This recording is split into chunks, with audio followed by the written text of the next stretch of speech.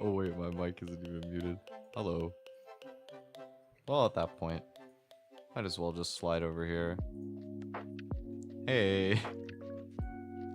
It's me. Hello. Hope you guys are doing amazing. Today, game is actually just background noise in a lot of ways. I really want to get a run on this game, but I'm like so used to just resetting through the early game that I don't even have to actually think. So this is basically just a chatting stream at this point, honestly. Hello, Ender. Oh, you actually did good on the exam. Let's go, Reimu. Congrats. Congrats. Good to hear, man. I'm glad. I had a Osu tournament thing over the weekend where we won 2 matches in a row. So I guess we've both been cooking since last time. Osu multi-stream. Maybe I'll like get Cheen and do that or something. I feel like that could be fun to play with Cheen. And like a VC. It was crazy. In my tournament matches on the weekend, we had our first match. We went down 1-5, and it's like 1st to 6, right? We went down 1-5, won 5 maps in a or 4 maps in a row to bring it to tiebreaker, and then it was like an FC battle on the tiebreak between somebody on my team and their like top seed. And then my teammate full comboed tiebreaker in the match, which was just absolutely insane. It was so crazy. And then we won our match yesterday as well, which felt good. I feel kind of bad for my teammates because I'm going on vacation, so they have to play losers finals, like both matches without me this weekend.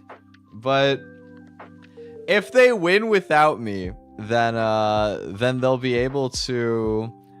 I'll be able to come back for grand finals. So we'll see, right? We'll see. Maybe I actually get to win an Osu tournament. That would be kind of crazy. Adamant, bro. Ah. It's okay. This run got the low tad fade. It's blessed. Guaranteed winning attempts. There was like a really cool video essay that came out about this game recently. There's like so many really sick video essays on YouTube about people who've beaten Pokemon run&bun, which is the like ROM hack that I'm playing right now. But one came out like I think yesterday that had like a fucking anime opening and ending with like custom music and shit. It was insane. Like, it was 3 hours. Like people really be making feature-length films documenting their runs on this game, bro. But it's kind of sick, honestly. Kitsune, it's going good. How have you been? I'm just chilling today. I'm mostly finished packing for when I go on vacation on Wednesday. I was scared if I would be able to fit all of my clothes in the suitcase, but I got a lot of stuff in there. I got a lot of different outfits that I can cook up with what I managed to cram into my suitcase. So I'm excited. I'm kind of nervous. I haven't flown in almost 10 years, and it'll be my first time solo traveling. Oh my god, it's Starly. I'm resetting. I hate playing runs with Starly, sorry.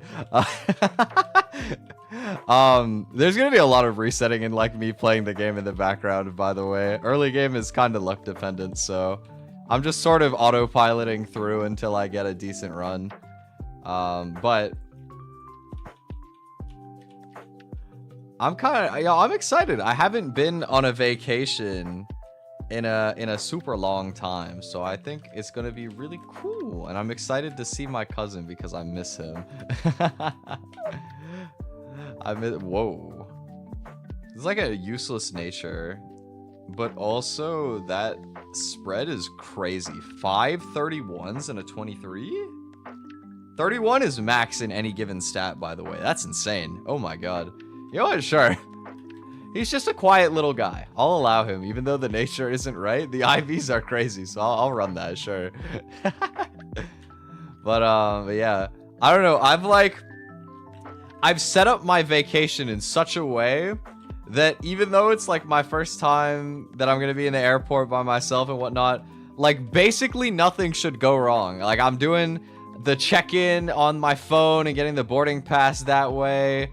You know, I'm only bringing carry-on luggage and like the personal bag or whatever, so my stuff can't get lost in the airport. Like my suitcase can't get lost. So I'm hoping that like everything just goes smoothly and we just have a nice vacation.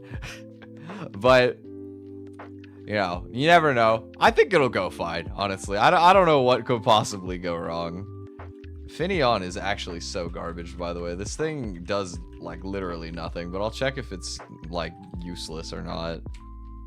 Okay, good special attack speed. I'll roll my other encounters, sure. Yeah, I'm excited. When's the last time any of you guys have gone anywhere? Ooh, Boniri is good. I like this pull.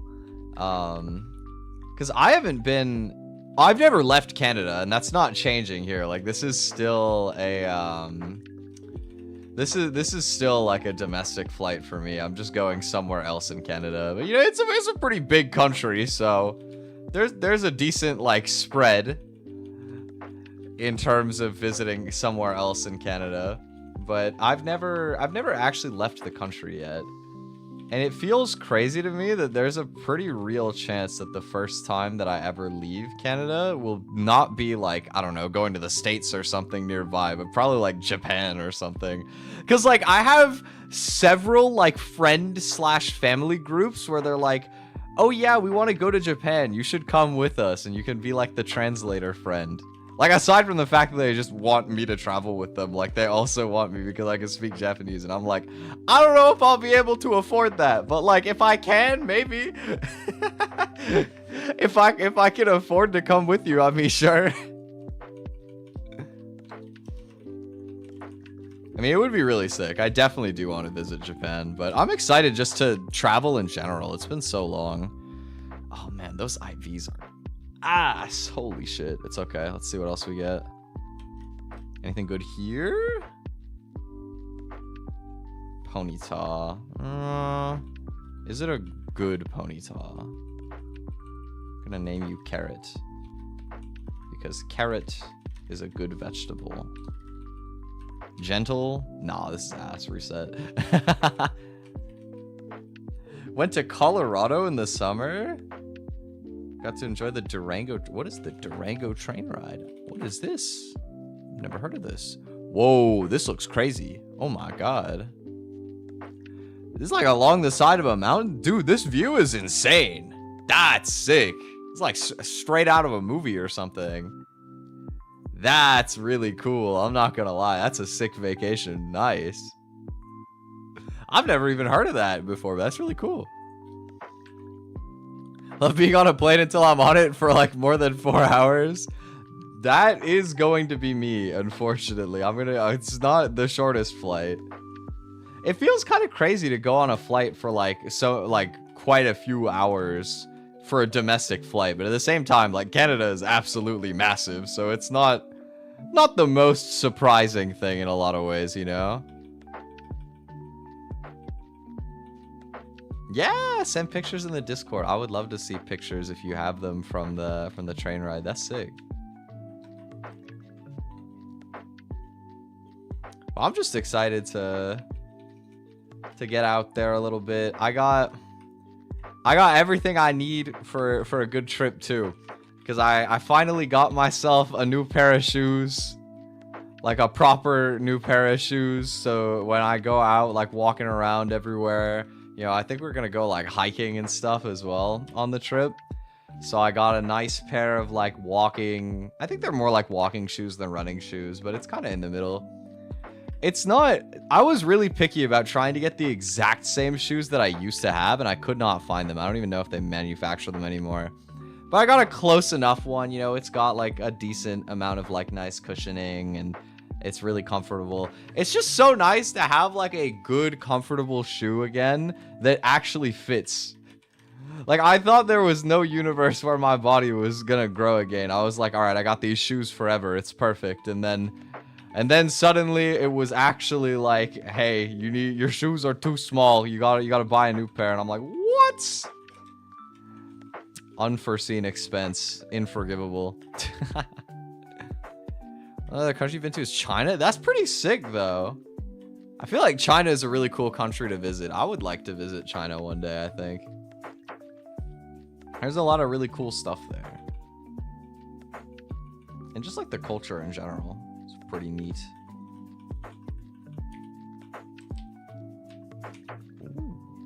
Okay. It's a lot of 9s. 9, 10, 11, 12. Got my boy Zigzag Goon. Pretty good, actually. These encounters are quite good so far. Let's see. Good bird, please. Please, good bird. I'm begging you. It's not Starly. I'll play it. I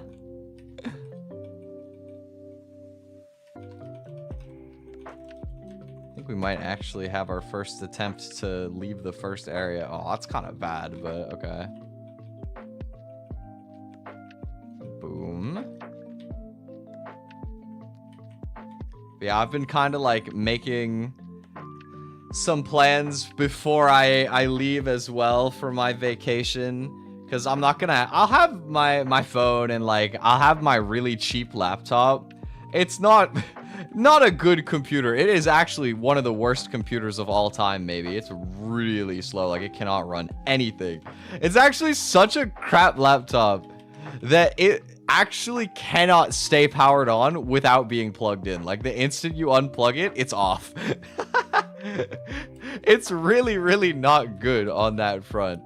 But you know what, like it gets the job done for what I normally need it for, and it'll be okay for travel. So I'll have my Switch with me for if I want a game, so you know, we'll be chilling.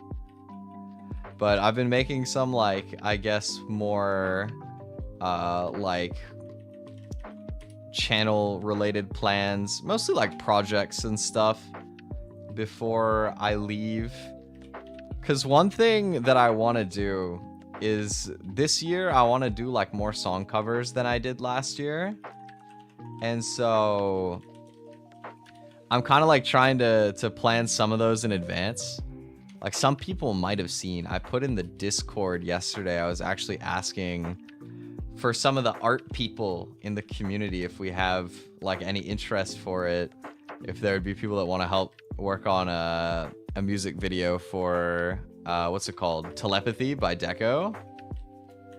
There's actually, that's one of the more convenient ones to do a cover for too, because there's some of the MV resources are actually like publicly listed. That's one of the things I like about Deco as well, is that not always, but for a decent amount of their songs, like as in addition to like making the instrumental like free to use and like readily available, you can also download like some of the like MV materials, so you don't have to do as much. You mostly just get like the key illustration and you can kind of slot in like all the subtitling and stuff. So it makes it a lot less complicated to deal with getting like music video people and stuff. But I don't mind working with people for music videos too much either. Like I've been working on the original still. It's quite delayed at this point, but I'm planning to release it very shortly after I'm back from vacation. I think I'm looking at the 12th. So I'm really excited to finally finish the original. I'm so excited. It's been in works behind the scenes for so long. Like I think it's almost half a year now. Or has it even been it's been like basically half a year.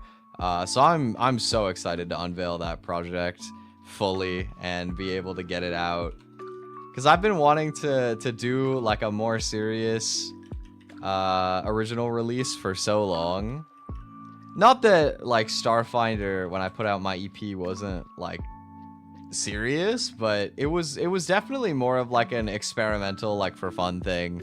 Whereas this time it was like I wanted to give it like a more serious attempt, and I wanted it to be like more in line with me and my brand and stuff like that. And I think that it's gonna be really cool. I'm very excited. Mild. That is useless, but okay. Sure.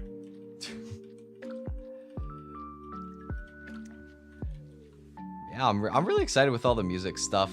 I gotta try and sort through like organizing artists and stuff before I leave as much as I can, or I can coordinate stuff like that on the project too, or like on my vacation. But you know, I'm definitely planning to like get back on doing more content stuff once I'm back to like I'm thinking I may actually start making YouTube shorts again, which is like they're so much work, bro, but I think I'm going to. Clips channel has unfortunately been in the graveyard for like a month, but I will try to resuscitate it to the best of my ability.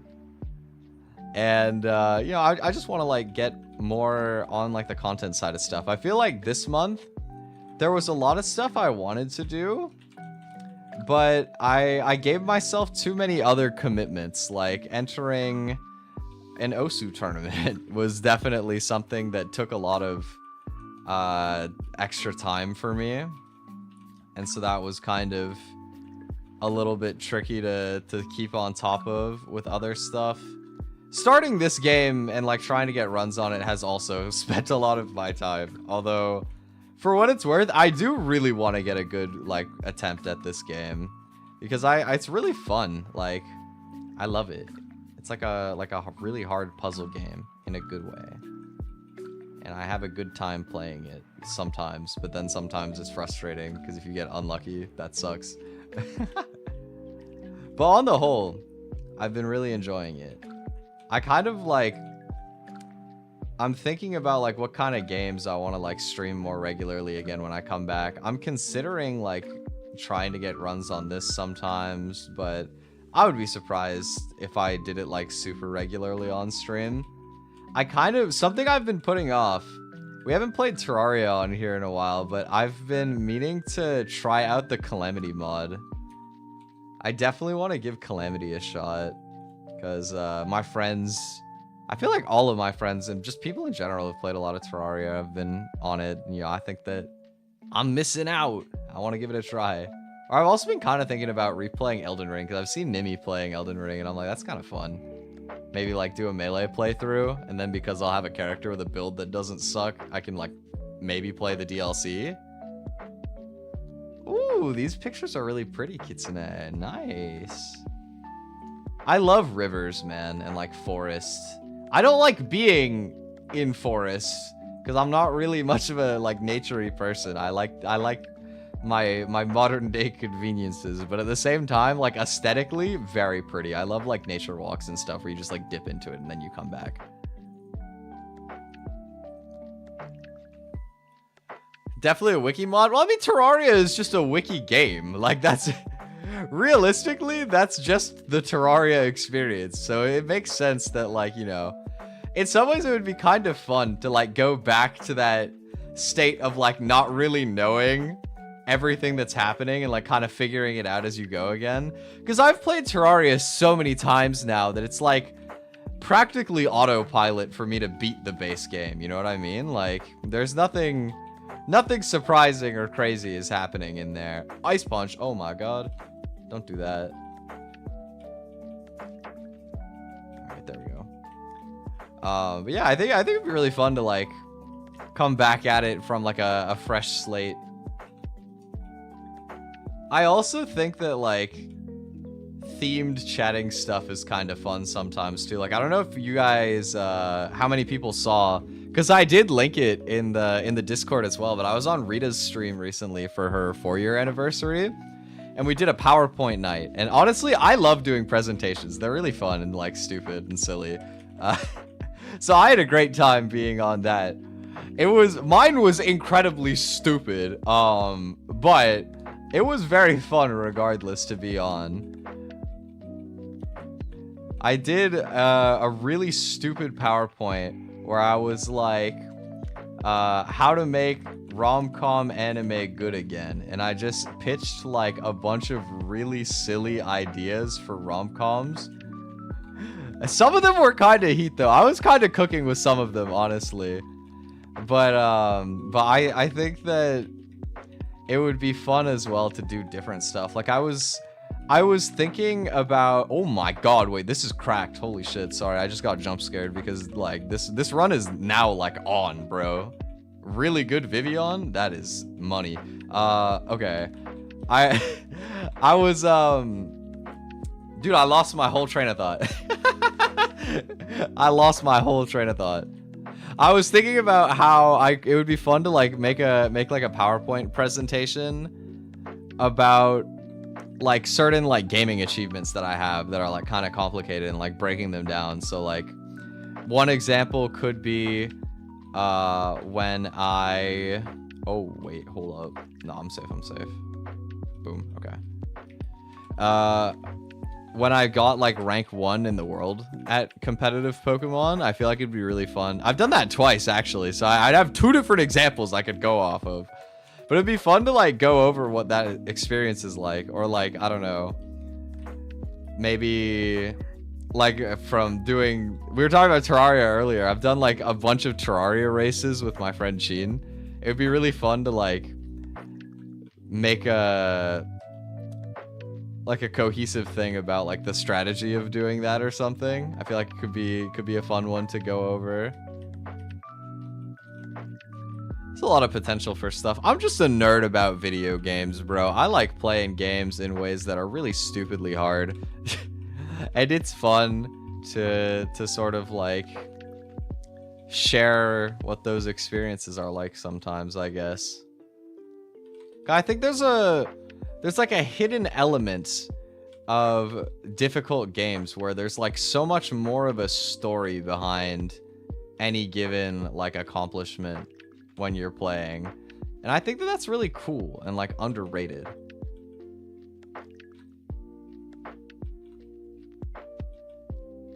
Okay, that was actually really convenient.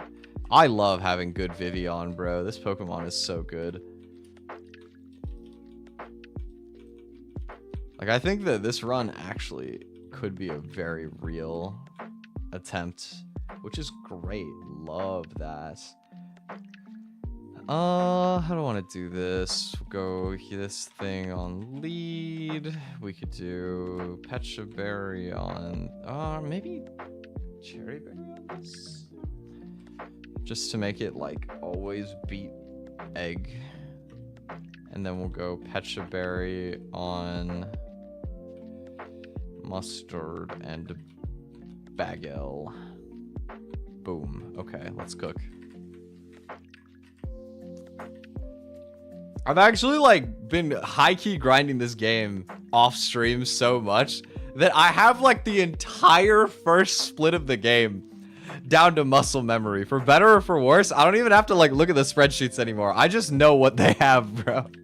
I just remember the teams. Is that a good thing? Maybe not. But like, man, I don't know. I feel like I just keep seeing these videos of like the people who've actually beaten this game and gotten like really deep, and it's so sick.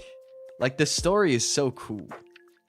I want to have that run, you know what I mean? I want to like, I don't think I'll actually beat the game. I think it's possible. I actually think I'm like good enough to maybe beat it, but I would have to probably get luckier than like most of the people who have beaten the game. So it would definitely be neat to have a shot though, like to have a run that goes a little bit deeper, I feel like. But one thing that I am thinking about is how if I get a run here like started, then it'll be kind of funny because I might end up like thinking about it while I'm on vacation, but I can't actually like interact with it, I suppose. Oh, I crit him. Get boomed. Okay, so he's gonna eat his speed boosting berry, and now he has the move Belch, which does like a quintillion damage once you've eaten a berry specifically. And he could probably sweep my entire team if I didn't have quick attack. Sucks to suck. Boop. All right. See what I mean? I know exactly what's coming, man. And now, like, I just go here into this guy. He's gonna go for like stun spore. I have a paralysis berry. I'm gonna click air cutter. I don't know if this is actually gonna kill. Probably not. Boop.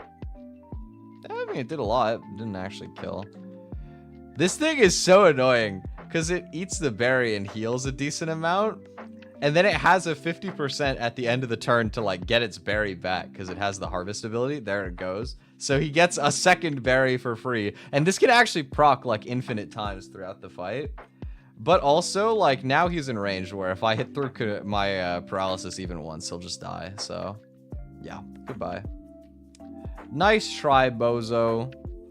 Get out of here. Pack it up. Pack it up like my vacation luggage. I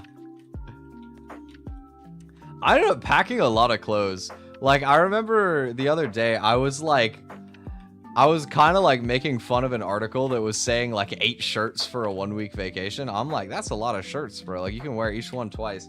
But I had room in my suitcase, and I also realized I didn't have anything else I wanted to pack. And I was like, well, it's kind of nice to have like a bunch of different outfits. You know what I mean? Like, if I have the choice to switch shirts, I'd probably rather. So I ended up packing like 8 shirts myself. You know what they say, you either die a hero or live long enough to become the villain. I became what I sought to destroy. But it's worth it because my fits are gonna be so on point, bro. Yeah, I gotta be stylish for when I take my pictures. I probably won't actually like... I don't know that I'll take that many pictures with me. I'll probably take some pictures with me in it. I don't know if I'll share them through my VTuber stuff just because, you know, privacy. But regardless, I'm excited. I'm just really excited in general, you know. I haven't been on a trip in so long, dude. It's gonna be different. I'm really excited as well just for the aspect of like spending like a whole week just me and my cousin, you know what I mean?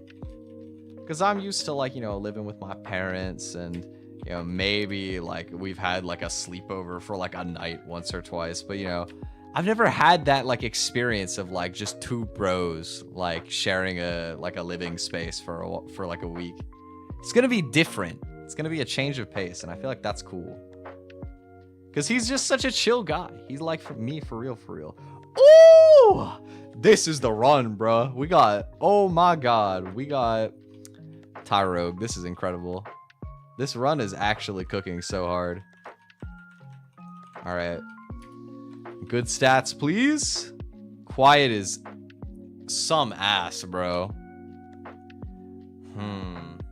Okay. Well, not quite as much of the run as I was initially leading off, but that is still pretty good. I'm not gonna complain.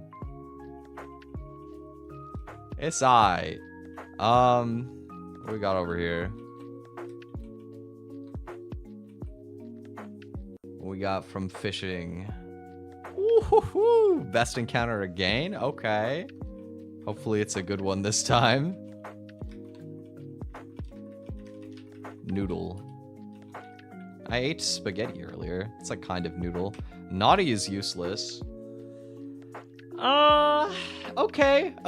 I mean, it's not great, but 26 special attack IV is really good at least. It's a little slow, but it's fixable. And then up here, what do we get? Let's find out. Choodle. Okay, there's like an interesting dichotomy with this Pokemon. Let me be a nerd for a second and actually talk about the game that I'm playing. There are 2 abilities that you can get here, and it's 50-50 which one you get. You can get shell armor, which is like arguably like even the best ability in the game. It's very close because you literally cannot get crit. It makes you immune to critical hits happening, which is super sweet because, you know, in a run like this where if something dies, it dies forever. Not having to plan around getting crit, it gives you a lot more like leeway with your HP. Your alternative is Strong Jaw, which makes your biting moves more powerful, which is, you know, he's Water Rock. There is no Water Fang or Rock Fang. You cannot, no Rock Bite does not exist. He gets some biting moves. It's not that good, right? On God, I have gotten Strong Jaw at least like 10 times in a row. I don't know how I've lost so many coin flips on this damn turtle, but bro, you really? Okay. His stats are decent, at least. All right. All things considered, though, this is actually still like a really good run, so I'll settle for it. Okay, let me reorganize the Pokemon from my pewter, and then we will continue henceforth up this way. Did I take the silk scarf from this guy? Yes. Cool. Yeah, I'm just excited, man. I'm excited. I don't know what to expect. You know what else I'm excited about? So my cousin has been up there for like a little over a year at this point. And he is one of the like most foodie people that I know. Like, you know, he knows good spots back home, right? So I'm curious when I go up there if he's gonna have any restaurants where he's like, yo, we gotta go here, and then we go eat and like the food is bomb. Cause I'm curious, you know. Here I am in Toronto. There's like basically every kind of restaurant because there's like basically every kind of person. You know, it's the most highest immigrant population city in the world. So in terms of like food, you get the experience from anywhere you want if you're willing to like travel to different parts of the city, just because everybody has come from like basically any country you can think of. And so there's a niche for restaurants, right? I think that like, because we're still gonna be in like a more of like a mainstream city, they're probably still gonna be like a good variety with the restaurants and stuff, but I'm not 100% sure, so I'm curious. Oh, I did not. Maybe this was risky. Huh. Okay, well, I'm gonna bubble beam twice and pray that I kill this guy, because otherwise we're in trouble. So this is gonna do... Oh, I got the crit. That is so lucky. Wait, let me see. Did he go for belly drum? Because now it won't activate. No, he went for headbutt. Okay. Well, now he can't belly drum. So threat disarmed. I can just switch here and then boom. That didn't kill? Okay, it's fine. Now it does. Bye. And then we go here and we click flame charge twice, and then we go here and we get put to sleep because this guy's a dweeb, and then we boom him anyways. Boom, boom. Okay, there we go. Cool. Deathless so far. I mean, it is very infamous. And you know what? I think that the Toronto Roadman thing being so infamous is kind of funny, because it's not actually that common. Like, you don't really hear the Toronto man's accent in the wild. Hardly ever. Sometimes you'll hear, like, a toned down version of it from, like, high schoolers. I think, well, you know what it is? Like, Toronto is kind of known for having, like, the most wannabe gangsters, right? It's like the Toronto hoodman accent, you know, all of the slang is almost exclusively stolen from other cultures, and the accent is just, like, so snotty and, like, unintimidating on the whole. But, it's kind of telling that, like, in addition to that, it's almost always, like, high schoolers that are speaking like that, bro. Like, I'm not gonna lie. I have not really heard an adult with Roadman Toronto accent. But I have heard like the high schoolers, you know, just out and about being like, "Yo, alive? I'm alive." Like, you know, just fucking super Toronto accent bullshit, bro. Like, like you can hear it from like a mile away. It's really funny. It's such a distinctively bad accent. Like, everybody knows it and nobody likes it. Even in Toronto, we all think the Roadman accent is stupid as fuck. It's very fun to make fun of it. Oh, I haven't gone to Corfish Run in so long. Bless. Oh my god. Oh my god. Let's fucking go. It's gonna make a fight later in the game a lot safer, potentially. And he's just a good dark type. That's hard to come by, yo. Alright, so we need this, and then it's kind of mostly on throttle in some ways here. Yeah, I think we'll be fine. Okay, so we go for flame charge. And here we go for Sand Tomb. We don't get frozen turn 1, so we're good. And I'll go here and Aerial Ace and Quick Attack. Boop. There we go. It is a very, very stupid accent. Yo, sometimes, like, one thing that I don't think of, though, is just like the default Canadian accent. I was showing Cheen some of like the stream VODs from when I was playing my matches, right? And it's an all Canadian tournament, so that goes for the people who are like streaming the matches and casting it too, right? And he was like, "Did that guy have a kind of weird accent?" And I'm like, he was like, "Why? Who is this guy? I've heard this voice before." And I was like, "It's just a random guy, bro." And he was like, "Oh, you know what? He sounds kind of like Xylus. That's why." He said it sounded like Xylus, and I'm like, that's just because Xylus has like a regular Canadian accent, bro. That's just a guy. That's just a guy in my ears, bro. It's just another person. But it's always funny seeing stuff like that to me. What's it called? I remember seeing as well, or it wasn't related to that, but on like the same kind of topic of like watching those stream matches, it was really funny.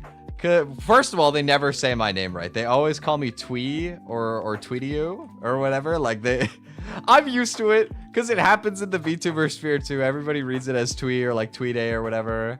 But but there was like one part in the match that made me feel really good, where one of the commentators was like, "Who is this Tweetio? Is this another name change? Like as in like some tournament player who's like known, who, you know, just like changed their name, and therefore like they didn't recognize me." And then like 3 other people were like, "Nah, he's just a guy." That's just a guy. And I'm like, damn right, bro. Wait, am I dead to that? No. Okay, we're fine. But they thought I was good enough to be a tournament player. I was like, yo. Was an appreciated compliment, because, you know, I'm not that great, but, you know, I'm doing my best. I full comboed a map in one of the matches. That felt good. It was so sick. We almost had our whole team full combo that map. Like there's like 4 in on each side, and we almost got all 4 full combos, bro. It was so close. And it was kind of funny too, because the casters were like, "Nah, there's no way that they're on a 4-way right now." And it's like, the map was actually just not that hard. Like, if I'm being honest, it was definitely like a lot easier than they thought it was. But it was funny, like, from our perspective, seeing it. Okay, what does this guy have? He has, like, an Apom. And then he has a Luxio, so I want Cherry Berry on this. And then the Nidorino. I think Pet should bury these two. I'm probably okay. Okay. These are, like... We're starting to get to the part where the fights aren't, like, completely free. Why is he sand attacking when I literally have a move that never misses against that. Interesting. I'm gonna go here. The flame body clean. Boom. This is Spark. And we Sand Tomb twice. And then need a Reno. I will go. I should tank one. And you just send attacks, so we get some good damage. Try for another one. Miss, all good. Go here. Sleep powder, and then just attack twice. Okay, there we go. It's kind of the easier one of the two fights there, but all good. Yeah, it is funny though seeing how often people read it as Twi. I never thought of that, like when I made it, like when I designed the character and everything, I was like, oh, it's Twi. It's like so, it like fits so well. It's so obvious.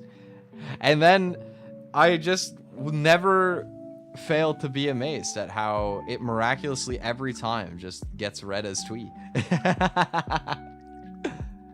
I remember it was like the second week that we were playing, and in the middle of like a random moment, I was like, oh, it's Twi, by the way. And my entire team was like, what? It's not Twi, it's Twi? Why? Why is it Twi? And one of them was like, oh, it's Twi because it's Twi Day. And I'm like, sure, it's Twi Day today. Let's go.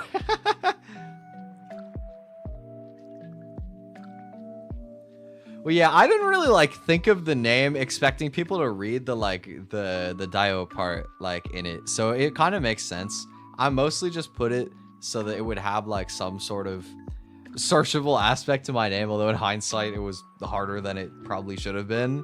And to twin with my VTuber mama because she also has Dio at the end of her name, and I thought it was cute. And I don't regret that. Okay, I can safely lead Vivian. I hadn't had a Vivian run that in like so long that I didn't really like remember what kind of lines it would allow for me. But I have a fair amount more freedom than I kind of initially thought. What do I have in the box right now? Anybody useful?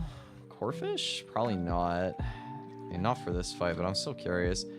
Why do I get bad natures on everything, bruh? Okay, it's fine. His stats are decent. Let me level him up. Hello, Lobter. Welcome to level 17. Lobter. Alright. How am I doing this? Maybe on... No, I mean, this thing just does so much damage to everything in my box. I have a terrible box for this. Yeesh. Okay, I gotta rely heavy on Vivian to kind of carry me in this fight, I think. Fletchender I can lean on a bit.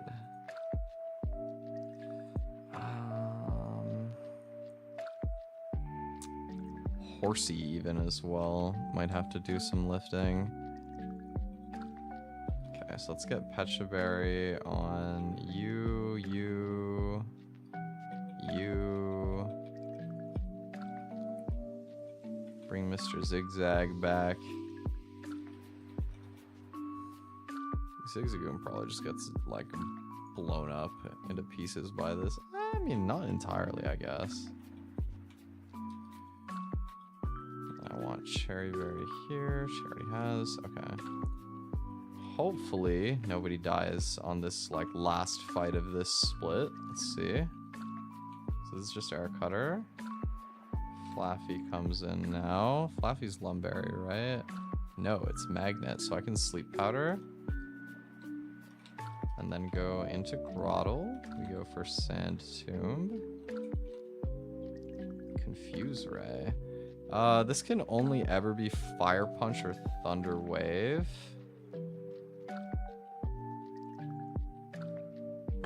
I think maybe it's in my best interest here to go into Zigzagoon. Oh, that's not Zigzagoon. I misclicked.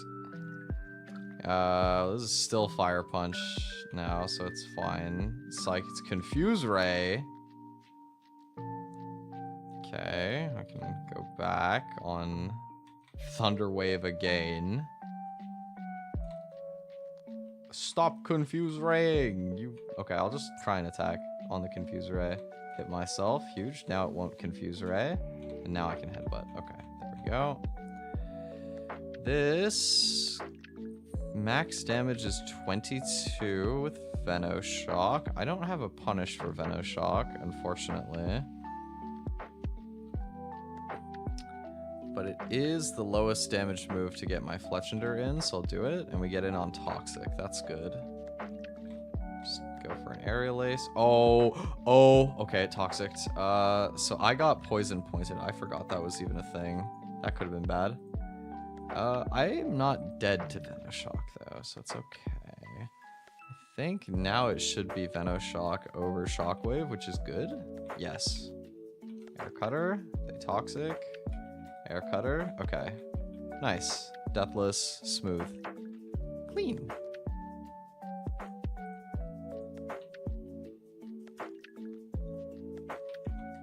So far, so good. So now we have a bit of a split path. We have to choose between fighting the Team Aquagrunt or Camper Gavi, who is like an optional trainer that would give us some pretty good loot, most things considered, but also is usually kind of risky to fight right now. Let me set up the split to show my calculator here real quick. I don't know what the crop is gonna be like. Let's see. Okay, it's still perfect. It's actually the exact same as it was last time. So, I can update my movesets on my box as well first, actually. Let me do that.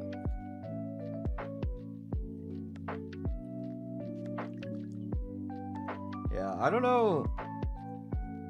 You know, one thing that I've been kind of thinking about with my trip that might affect me, I can't really say for sure, but I'm not gonna like bother packing toiletries and stuff. I would honestly rather just like use whatever my cousins got, or like if I need something specifically, I'll just buy it. But I was just sort of like thinking about the fact that, you know, like specifically one thing came to mind. It was like, there's a decent chance that he uses 2-in-1 shampoo conditioner because his hair is not nearly as long as mine. And I was like, I don't know if I could go back, dog. I'm not gonna lie. I don't know if I could go back. I might have to buy shampoo and conditioner while I'm out there if he does not have like separate. So I don't know, it doesn't feel the same. It doesn't work the same once your hair gets long enough. 13-in-1. I love the memes where it's like the 10-in-1 like hair shampoo, conditioner, like toothpaste, motor oil. Just like any application you could ever think of, it's part of it. Classic. Not a good fit for my hair anymore, but iconic.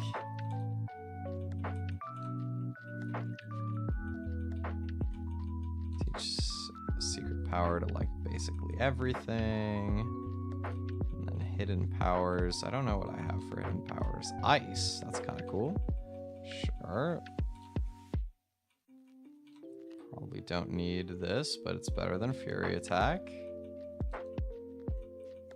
And power on you is Dragon. That doesn't really do anything for me, but no, I really don't need to teach that.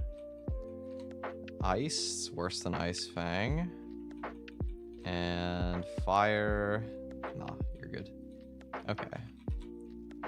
Just quickly reorganize any movesets that look cursed. Okay. Let me go back to, or I got a couple other things I can do. So I need to spend my entire life savings on Great Balls. And then I need to go to this guy and get the black glasses. And then I need to talk to this random dude in here. And now it is time to update my calculator and go back to looking at the documents for the first time in the run.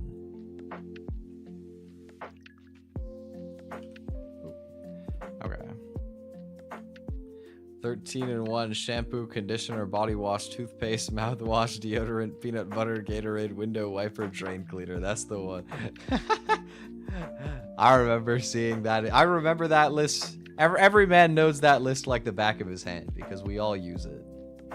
Truly a classic. Okay. Do I have safe lines into Gavi? Probably not, but let's take a look. Groddle can beat the Bibarel safely. The Horsey is not a very safe 1v1. It can be, but it's probably complicated to set up a correct bait. And then without Groddle, I don't think I have a good way to beat Electric, so we're gonna do Aqua Grunts first. Okay, so Murkrow. Let's see, who do I have for Murkrow in this box? I actually don't even have a good Murkrow answer here. But because I have Vivian, maybe I could just risk a crit and go for like Aerial Ace twice and then Quick Attack. It's not great, don't love that, but I don't know that I have anything better either. I could no, I could absolutely not go Vivian. That is me when I lie moment. Yeah, I don't have anything that won't risk a crit here, I don't think. Or I could use like a 2 Pokemon answer. Like I could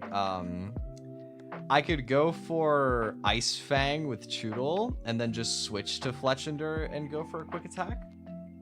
And that would be 38 plus 9 is 47, so that's a guaranteed kill. Okay, I actually don't hate that because I can probably afford the extra slot. And then it will go Tortuga because it kills with Ancient Power, I think.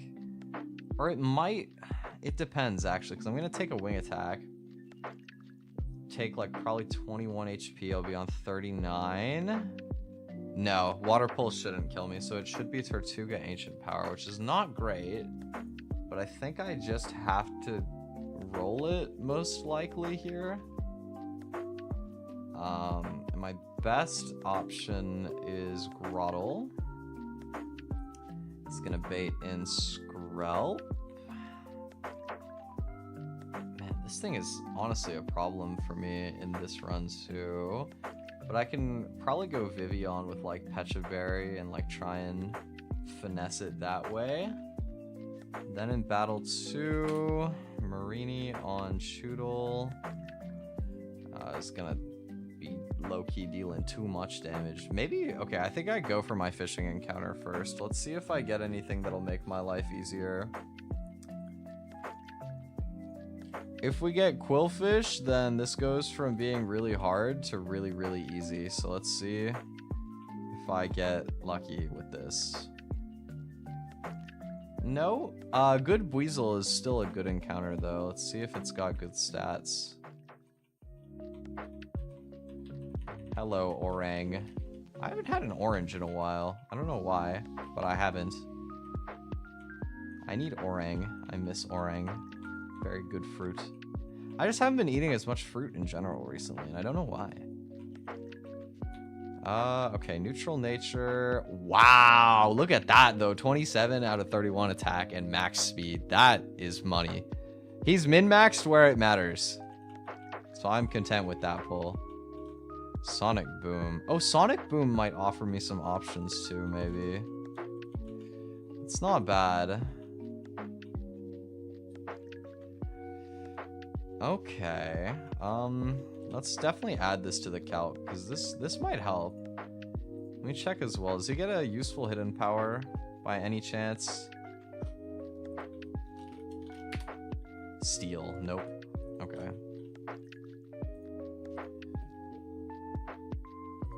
Welcome back, calculator. Calculator. All right, we got Weasel now. The guy. Okay.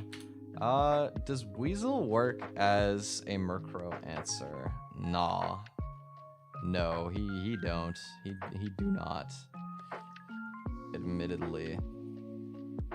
Although he is a decent way to secure some damage against Skrelp for me, which could be pretty useful potentially.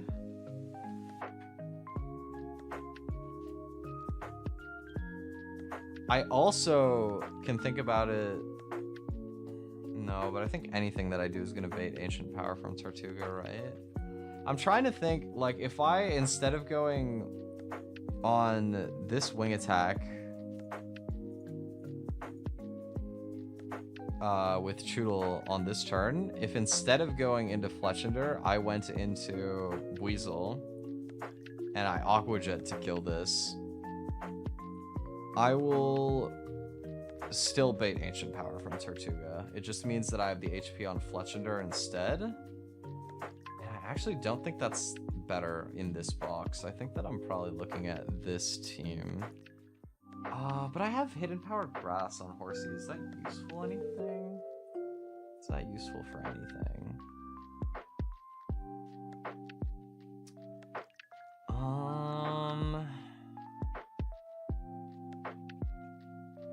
I guess one upside is that with the Weasel taking damage, I might have a shot at baiting Brine instead of Ancient Power, which would be significantly better. Then on this, I go Vivian, and then I have these two as my like back end. I think this is probably correct. It's gonna be kind of scuffed. I don't know if this is the run. Like, I really missed a lot of... I have a lot of good Pokemon, but they're bad for this fight specifically, and they're also not good for the other fights. So I might just get gapped in terms of like early game capabilities for the box, but let's see what we can do. So here, here, here, and then I need Fletchender. So this will be Orin, this will be Orin, and then I think everything else is Pechaberry.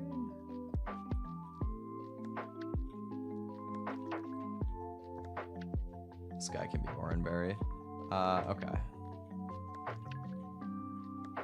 I'm gonna turn off my lo-fi for a sec. And instead I will switch to the game audio.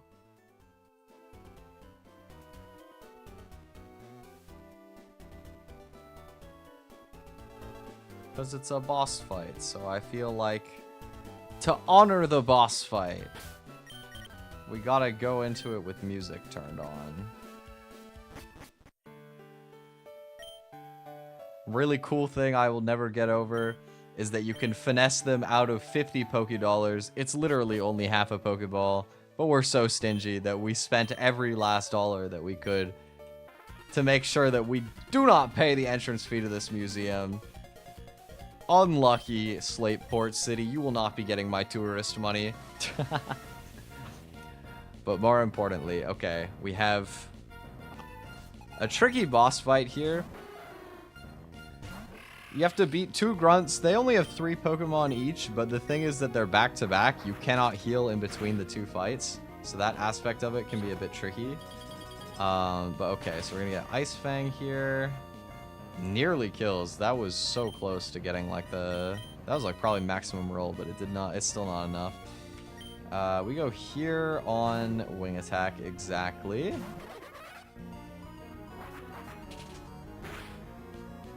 That's a lot. It's fine. We kill with Aqua Jet. Boop. Okay.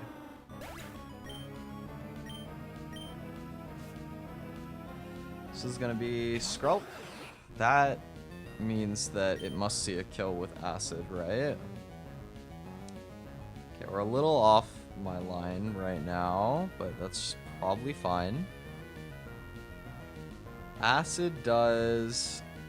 There is exactly one roll of acid that kills, I see. It's always acid or toxic this turn. I could stay in, but it's pretty risky.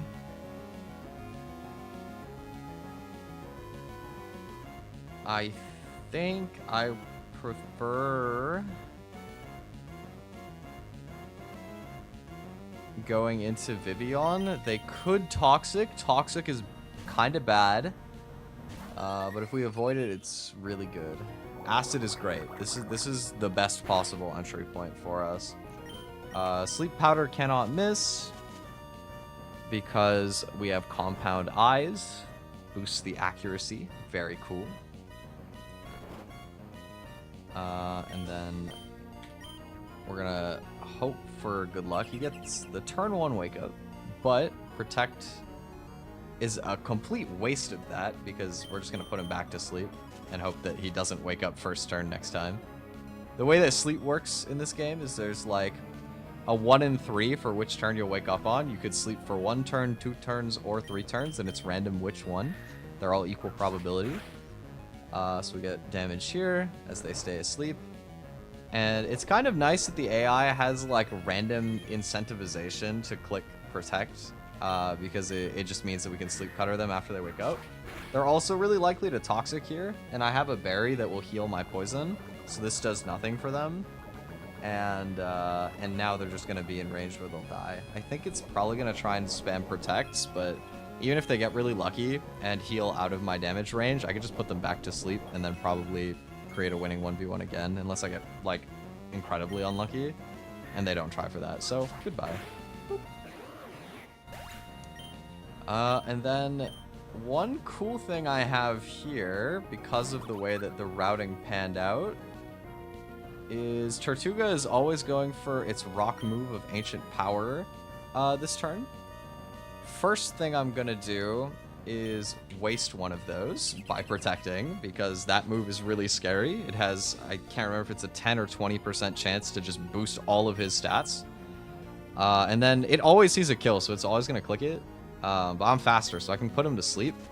And then what we can hope is that if he stays asleep as we switch to our grass type, then we take a lot less damage. And life is just generally better that way. He's already taken 1 turn, so he could wake up this turn, but it's only a 1 in 3. So we're just like sort of putting variance in our favor. They do get the wake up. Ancient Power comes out. No boost though, so we are mostly fine, I think. So we click Absorb. Get some healing and break his Grass Resist berry. As he's probably going to just Ancient Power again. Yeah. It's always scary. No boost. I think that Razor Leaf kills, but I'm going to Absorb. Yeah. He sees that I can kill him with Razor Leaf. And because of that, and because I'm faster too, the AI is hard-coded to just click the priority move of Aqua Jet, because at least it does something that turn. But I can bully him knowing that, because he's only doing a few damage, I can just choose not to kill him instantly and go for Absorb instead, allowing me to heal back more HP for the next fight, which is pretty useful. Because we still need Grottle to 1v1 something else in the next fight, like just completely solo, so the extra HP can actually matter quite a lot.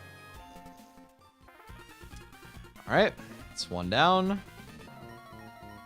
Let's take the next one. Marini is a bit of a tricky one. Oh, sorry. I don't have a lot of tools. This is...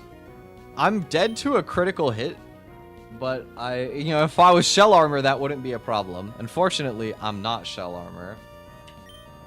I am going to, however, try my hand at getting an attack off. They're likely to go for like Toxic or no, they won't soak because I'm already Pure Water. But they're likely to go for Toxic here. They do attack. Do I get crit? Okay. pretty good for me. We're gonna go for secret power. 30% to paralyze. We do not get it. That's fine. This is still mostly good for me. The reason for that is they will never toxic now, because now I'm actually just dead to every roll of Venoshock. So the AI will always choose to click that. This means that I don't get poisoned on the switch in here on my Vivian. I do, however, get crit, which is a bit scary. Not gonna lie. I'm still not dead to a regular Venoshock, and I'm only dead to the highest roll of a crit. I get to basically do the exact same thing we did against the Skrulp, where I just put it to sleep and then try and rack up as much damage as I can. But I mean, this could be tricky to get through unscathed, kind of either way. The nice thing this time is that, unlike the Skrulp, this doesn't have a water move, so my Fletchender can provide me a bit more value. They do get the immediate wake up, which is unfortunate. It's gonna do how much damage? 3. So I'm not gonna die to the next turn of poison. It's guaranteed to Venoshock because it sees a kill. So I can sleep powder this turn and then switch into my Fletchender. Again, just trying to like put variance in my favor. Make it out with as much HP on everybody as I can. God, this fight is so tricky, man. When you don't get the right tools, it is hard, but it's fine. Vivian is super clutch, so. That being said, I've gotten actual abysmal sleep luck in this attempt. Like, they have woke up in one turn so many times, bro. Incredibly unfortunate, but it's okay. It is what it is. Aerial Ace, they toxic. I think I equipped a poison healing berry on my Fletchender here. I could be wrong. I did, good. So we're like very winning this 1v1 right now. I think I still need to Aerial Ace. Okay, they do not go for Protect, good. Alright, now we're sitting pretty good. This should be Frillish. Yeah. Here we go, Grottle. Like, I've played this fight enough times that I like more or less know what to do, but it's still always scary. No confusion is great. And we're gonna sequence this by going for Absorb here. This is both to get some HP back, and also it would take 2 hits with Razor Leaf to kill this anyway. And Frillish has Cursed Body, which is a 30% to disable whatever move it was last hit with at the end of the turn. So that would cause my... it would make it so that I can't follow up with a kill. And it has Recover, so it would be able to heal itself back outside of range of my Absorb. So you sequence it, Absorb into Razor Leaf to always get it done. And now the last and kind of scariest Pokemon is Whirlipede. This could be Pin Missile or Rollout this turn.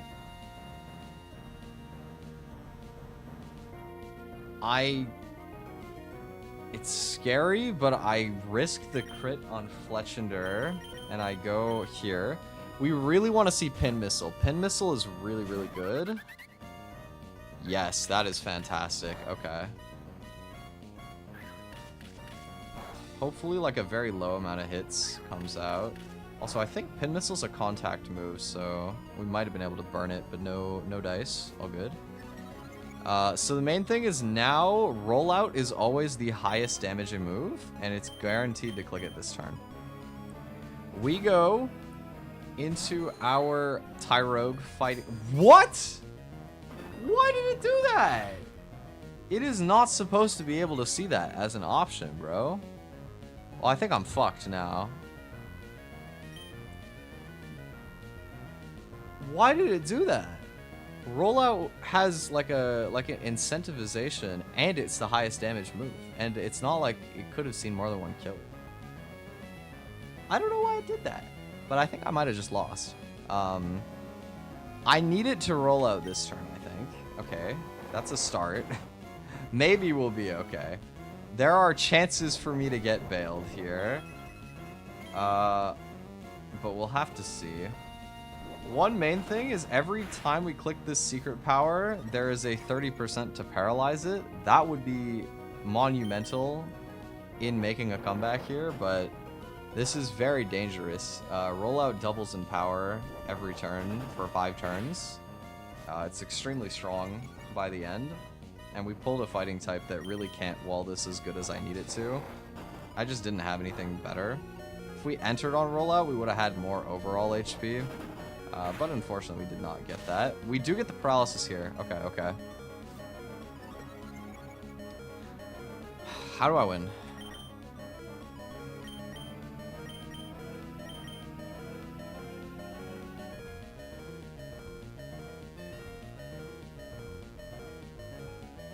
How much HP is he at? So like Vivian will kill, but dies like before I can do that. I think the correct play is to sack my Choodle so that I get a free switch. Sorry, bro. You had the wrong ability. Unlucky. It's kind of unfortunate, but at least the run doesn't die this way. Like, I'm okay with that loss. And now we just go for Air Cutter, and I think it kills? Alright. Oh, crit for good measure. Thank you. We do take 1 loss, but overall, I still feel okay about this run. We have some pretty good encounters, so we can afford it. GG.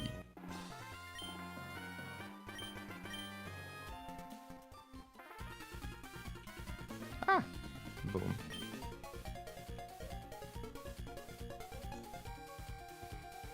Very nice.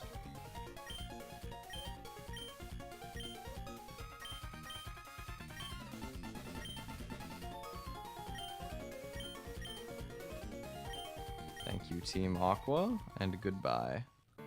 Alright, bring my lo-fi back. Back to chillin'. Big chillin'. But before that, we gotta lay one of our dear friends here to rest, sort of. Honestly, he didn't have long enough to become much of a dear friend, but we need the dead box for all of the homies that don't make it. 07 Nacho, you were honestly not that good, but you tried. Was useful for the time that he was here, so thank you. Thank you for your service. But unfortunately, we must move forward. Draining Kiss is very clutch here.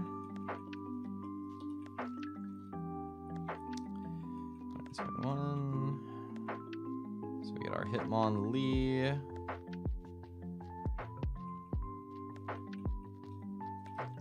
Is Focus Energy ever useful? Not really. I don't know why the crab gets Aerial Ace, but I like it. I'll teach it.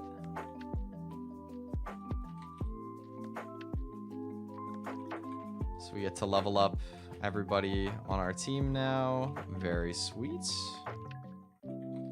Yeah, I haven't really thought, sorry, I got like very off of my like just sort of chatting wave because I had to focus for a bit there on winning, on gaming, but I haven't really thought about as well, like just the main title of the stream, what I want to do for April Fool's tomorrow, if anything. Just cause like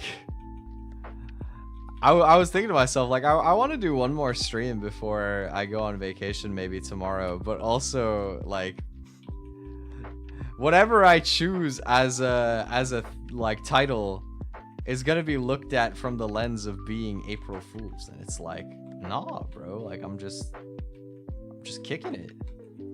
Just another Tuesday. I didn't even think about the fact that it actually is Tuesday tomorrow as well. I just said that because I think it's a funny phrase. Okay, how do I do this? Patch of berry on both of these. Oren, and I'll do nothing on curry. Okay. Gotta beat up this guy.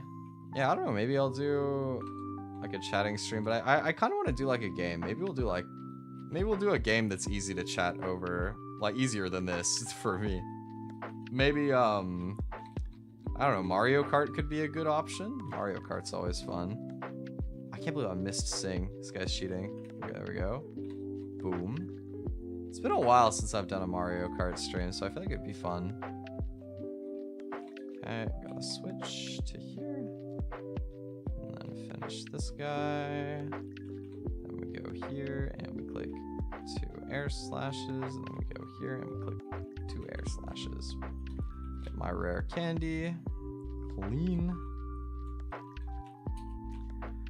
And now we get 2 more Pokemon friends before we gotta fight the gym.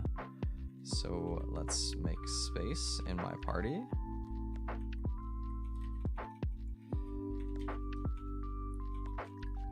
So the first up here is we're gonna get an electric type. And I think that we have enough tools for stuff where I'm hoping for something with static. Doesn't really matter what, but something with static. And that is something with static. Electrike is a welcome option. Hello, friend.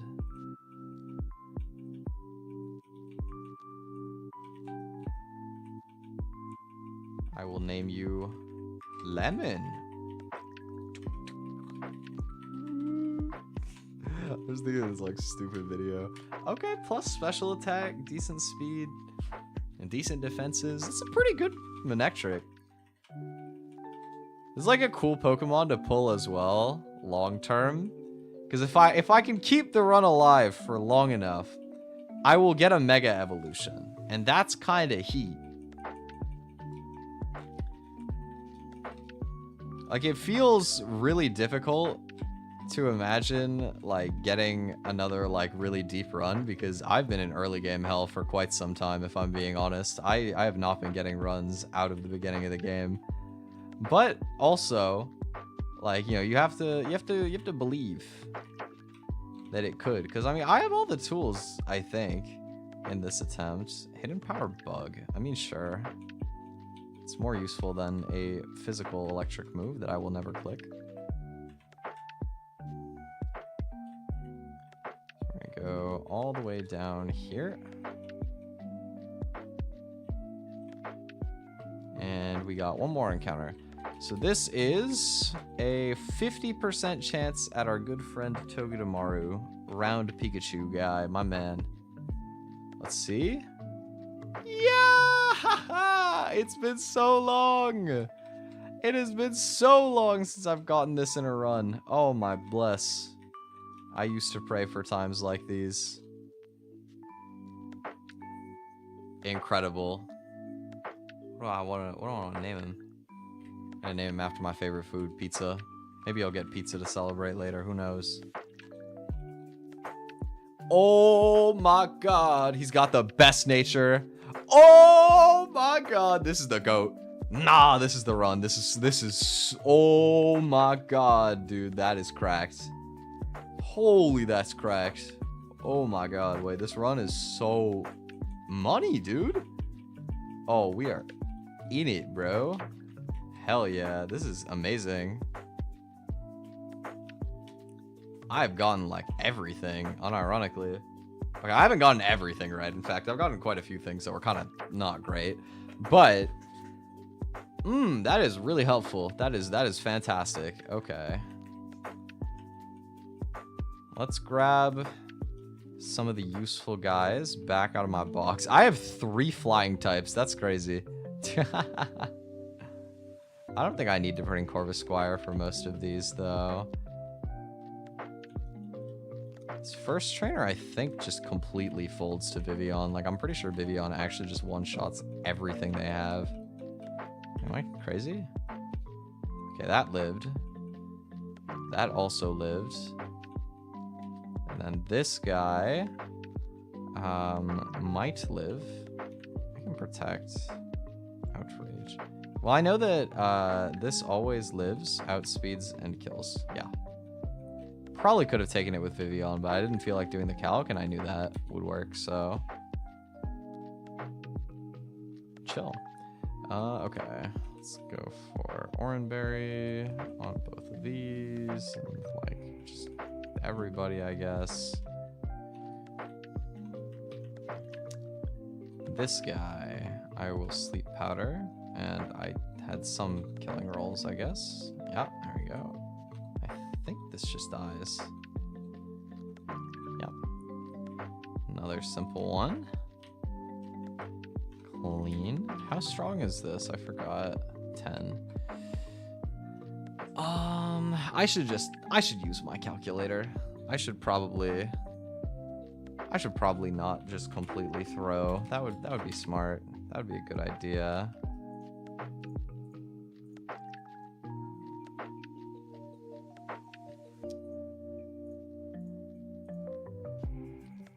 Let me update my stuff. Okay, Makuhita. Okay, Vivian booms that. Booms this guy. And I can just sleep the Ledian and then attack? Yeah, okay. Vivian cooks this nerd. Who needs planning when I have Pink Butterfly? Pink Butterfly. Too goated over. Sleep powder. He just stays asleep. I probably should have done that differently. That's fine. Never punished? Don't care. Got him.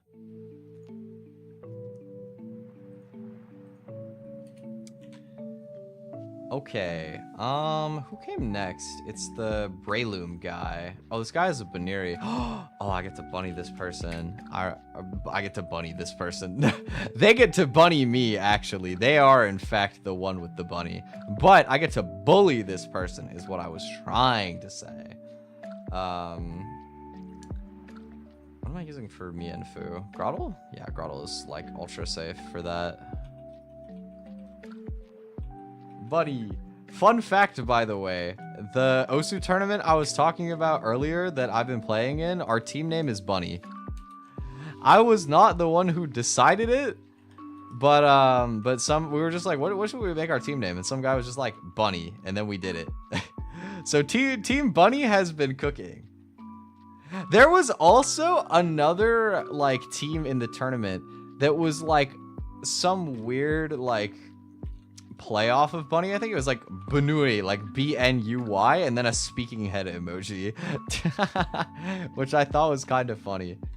All right, so we do that. Now it should be seeing jump kick, and then we aerial ace. Oh, it was faster than me. That was troll, but it's fine. Got him.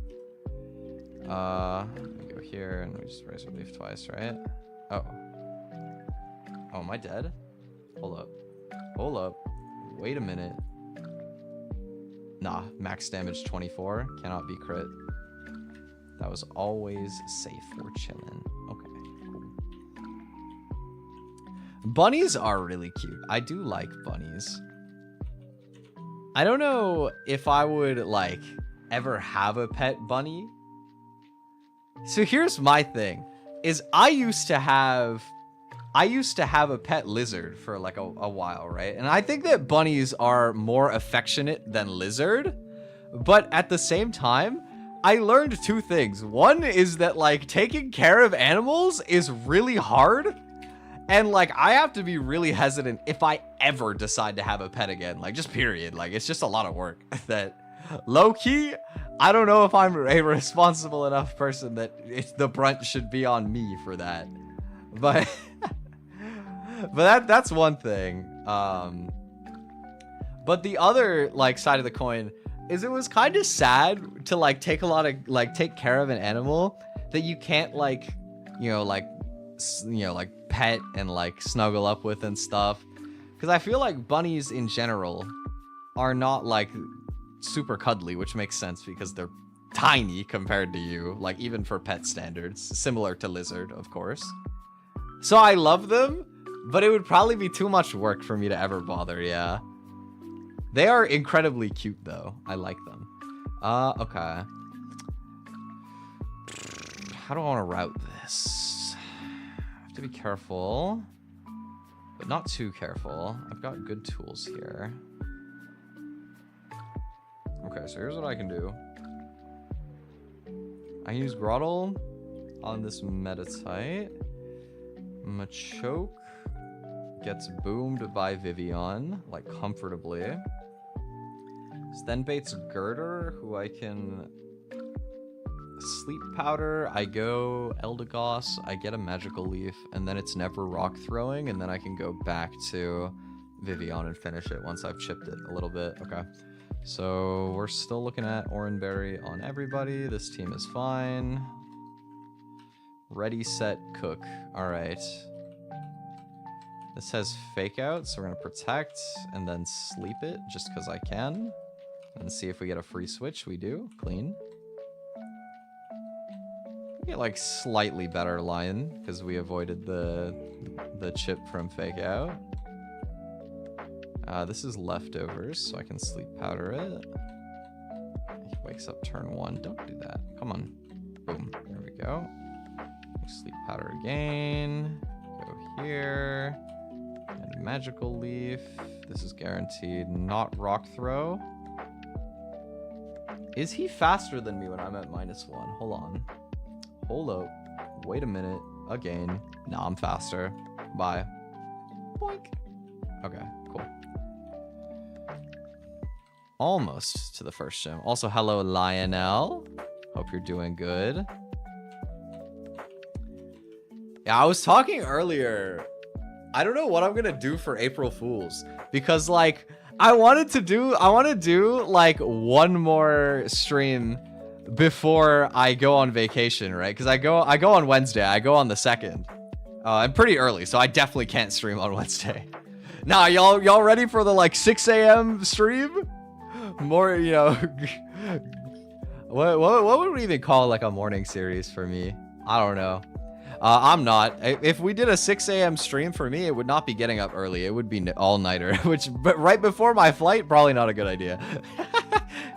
But I was like, no matter what like regular stream idea I come up with, it's gonna look cursed because it's gonna be on April Fools. But also we could play into it. Like, what if we had a funny idea and we like baited people for April Fools? Like that would be kind of silly.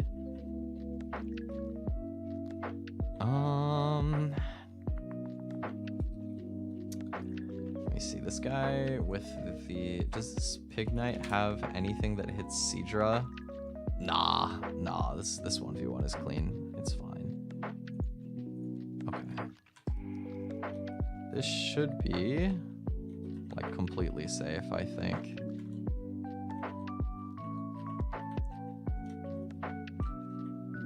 Last trainer before the gym leader. Boop, boop. Then we go into avocado. Hey, avocado, thanks. And then we go here and we boom this pig. And then we go here. I got the berry to cover myself. Oh, he's overcoat. I trolled. Oh, this got a little bit harder. I should be fine. Let me think. Oh wait, Draining Kiss does so much damage. Oh, I just heal off with Draining Kiss. Who cares, bro? Nah, no protect. Come here. Let me give you a kiss. Oh, he paralyzed me again. This guy's cringe. Come on, get out of here. All right, boom. Okay, that's all the gym trainers dead. Now we gotta figure out how I'm beating the first gym leader. I have to stop my just chatting nonchalance for a moment in time, a brief moment here, and theorize how we're gonna cook Mr. Brawley. Let's bring up the calculator. Your guys' favorite. I know you guys love the calculator. Peak entertainment. Okay. Now, I've just been like so in the mood to play this game though. Like recently, one of the big guys named Peachal for like Pokemon challenges, he put out a 3-hour video essay of how he beat the game, with like a custom like anime opening. It was like animated, like original music, like actually high budget. He had an ending theme too. It was like a 3-hour video essay. That's one thing I love about the Pokemon community, is the people are such absolute nerds about it that you'll just get these like insane cinema, like 2-3 hour video essays about like various difficult Pokemon achievements, and it's honestly fun. It's good content. I like it. But okay, so this is, I haven't had a chance to do this fight with Vivian in so long, but it's actually so sick on this fight. Like, we might get to, we might get a shot at just cleaning this guy without even taking, like, any damage on Vivian, which is awesome. If Vivian makes it out on full HP, it always baits Hitmon's Hop, which is the best line for me. And it would be on Rock Slide exactly, which is the ideal entry point for Groddle to come in. I'm not 100% if Groddle will be able to get the 1v1. We'll have to see. My Hitmonlee is minus speed, so he's way slower than this Lopunny. But if I can set up like a speed control scenario, then we could be like really in. We definitely want Togedemaru. Our Combuskin, damn, I do not have a good Combuskin answer in this run. Not gonna lie, I really don't. I think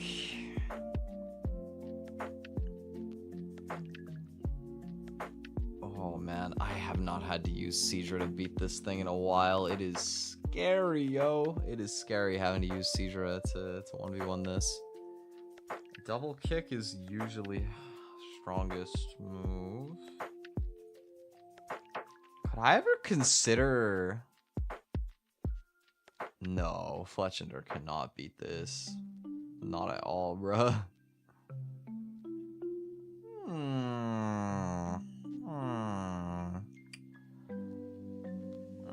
Am I cooked? Am I cooked? Might be cooked. Do I have a way to like bait Combuskin out in like a more timely manner? I don't think there is. I really don't. Because I always, anything that baits Combuskin baits Lopunny, and then eject button adds random variants to it. So I think we're gonna have to basically play the fuck it we ball line with Seadra and hopefully get lucky. I think that's where we're at on that. Our Poliwhirl answer is definitely Eldegoss. And then Scraggy, we want a way to always bait it not to Rock Tomb.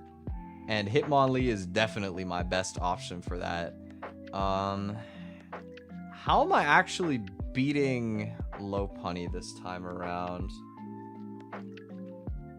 I guess something I could consider basically is utilizing like a mix of Hitmonlee and Togedemaru to build up damage on it. And maybe if I pivot Eldegoss at one point, the speed drop will make it slower than my Hitmonlee and I can outspeed and kill. Okay, I see a line. I see a line. I think I have a line. It could be scuffed, but it's early game, so we play a little bit loose, a little wild, and if we get punished, unlucky. Back to the truck, go next. Let's see. This would be really good if I do win, because I'm not using a rare candy or like... Basically, I'm not using any resources here. So it would just be like purely a net positive on the rest of the run. I mean, we have my goat. We have the pink butterfly. Like, not only did we get my goat Vivian, but it's even the pink one. We got... I don't know why the sprite is different here. Is it always pink in battle in this game? I know they have the different patterns. Like, they implemented the different patterns for... Because some of the other trainers have Vivian and it comes in different colors. But I don't know. Maybe it's like it depends what route you catch it. I don't know. But I like that it comes in different colors. I think that's cool. Okay, let's play with the game audio on the gym battle, because I feel like that's more exciting. I'm Brawly, Duford's gym leader. I'm Twi, and I'm about to cook your entire gourd, sir. Come here. All right. Let's see how much we manage to cheese this guy. For starters, hit him with the... Go to bed. Now, if he doesn't get lucky, he's kind of just cooked. First of all, we could crit. No crit. All good. All good. So let's see. Does he wake up? He does wake up instantly. This guy is cheating, but it's fine. It's fine. Let me show you why it's fine. So this turn, he's going to use Sucker Punch because I'm faster than him, so he wants to go for the priority move. Sucker Punch only actually damages you if you click a damaging move. So I'm not going to attack. I'm going to make him go a second time. They never expect nap time episode 2. 2 nap breaks in one day. You know, just like kindergarten for this guy. And we're gonna now attack him with Draining Kiss instead, so that we can heal some HP back. I don't know if this actually kills. Does not. And what I'm gonna do is intentionally wait for him to wake back up and put him back to sleep. Okay, he's getting... Now he slept for maximum turns, but it's fine.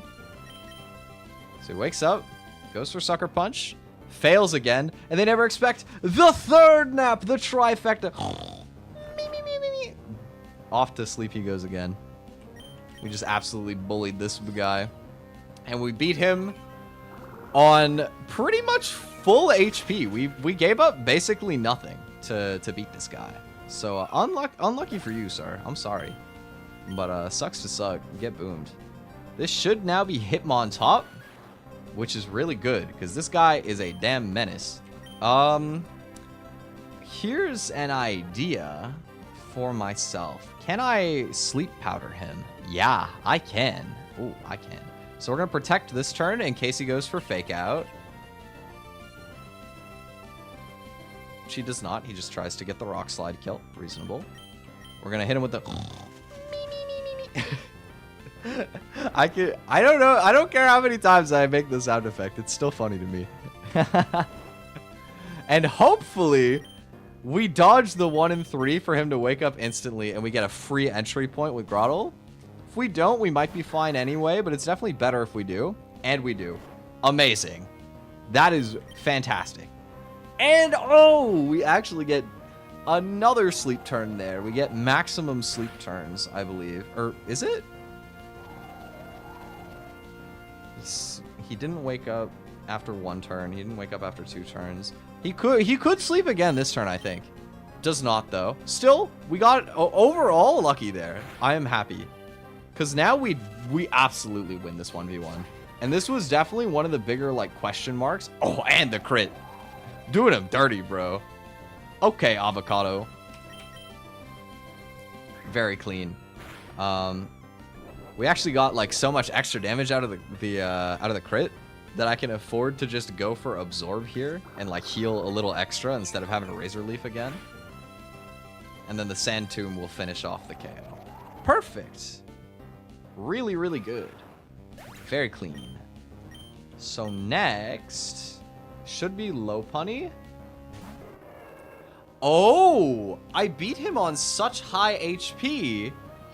This is perfect. Wait, I beat him on such high HP that low punny did not see a kill, but Combuskin does see incinerate killing, almost guaranteed, which means we actually unintentionally got the perfect line where I get in on a incinerate here on my Seizura, allowing me to take as little damage as possible on entry and lowering the chances for me to get screwed by bad luck. Pretty good. We have a 62% to kill with Bubble Beam. If he Thunder Punches this turn and crits me, I think I die.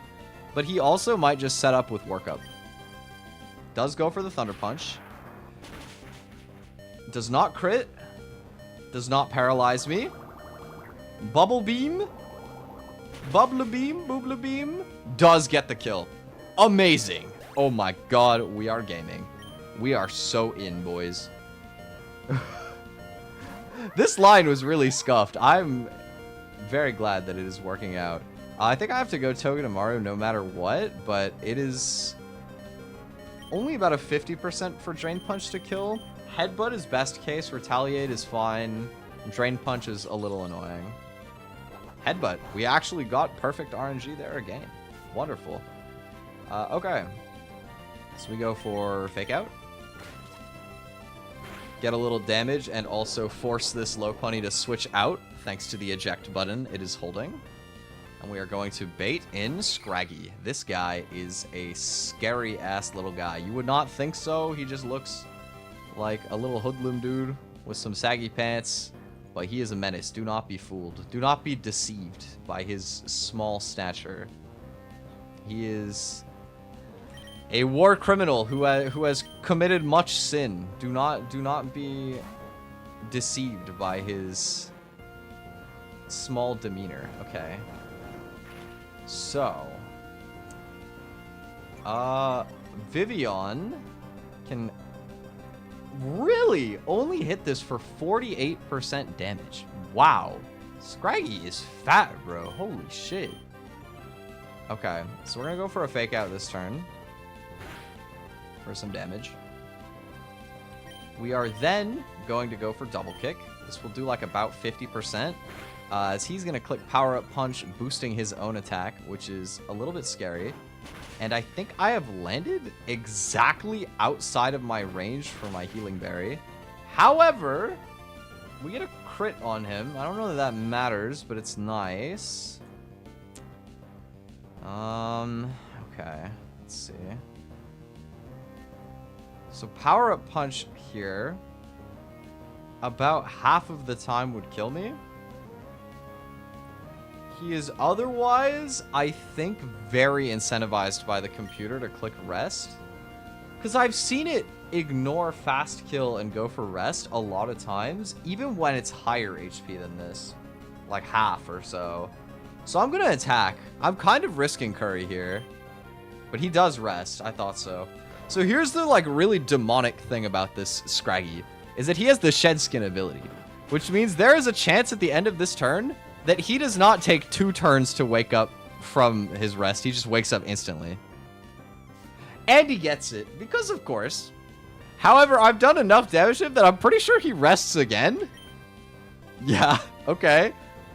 Like, I've put him in like the cycle, bro. He's stuck. He's just, it's like I'm his sleep paralysis demon right now. He goes to bed and he sees me every time.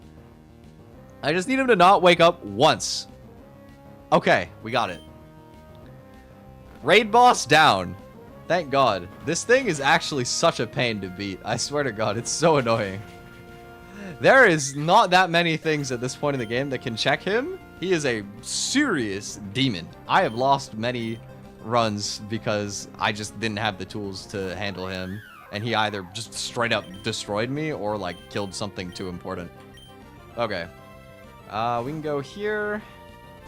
Into pizza on the retaliate. Eat that up.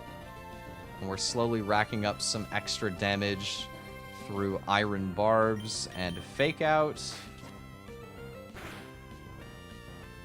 Now, on this upcoming turn, they're going to go for Drain Punch for super effective damage.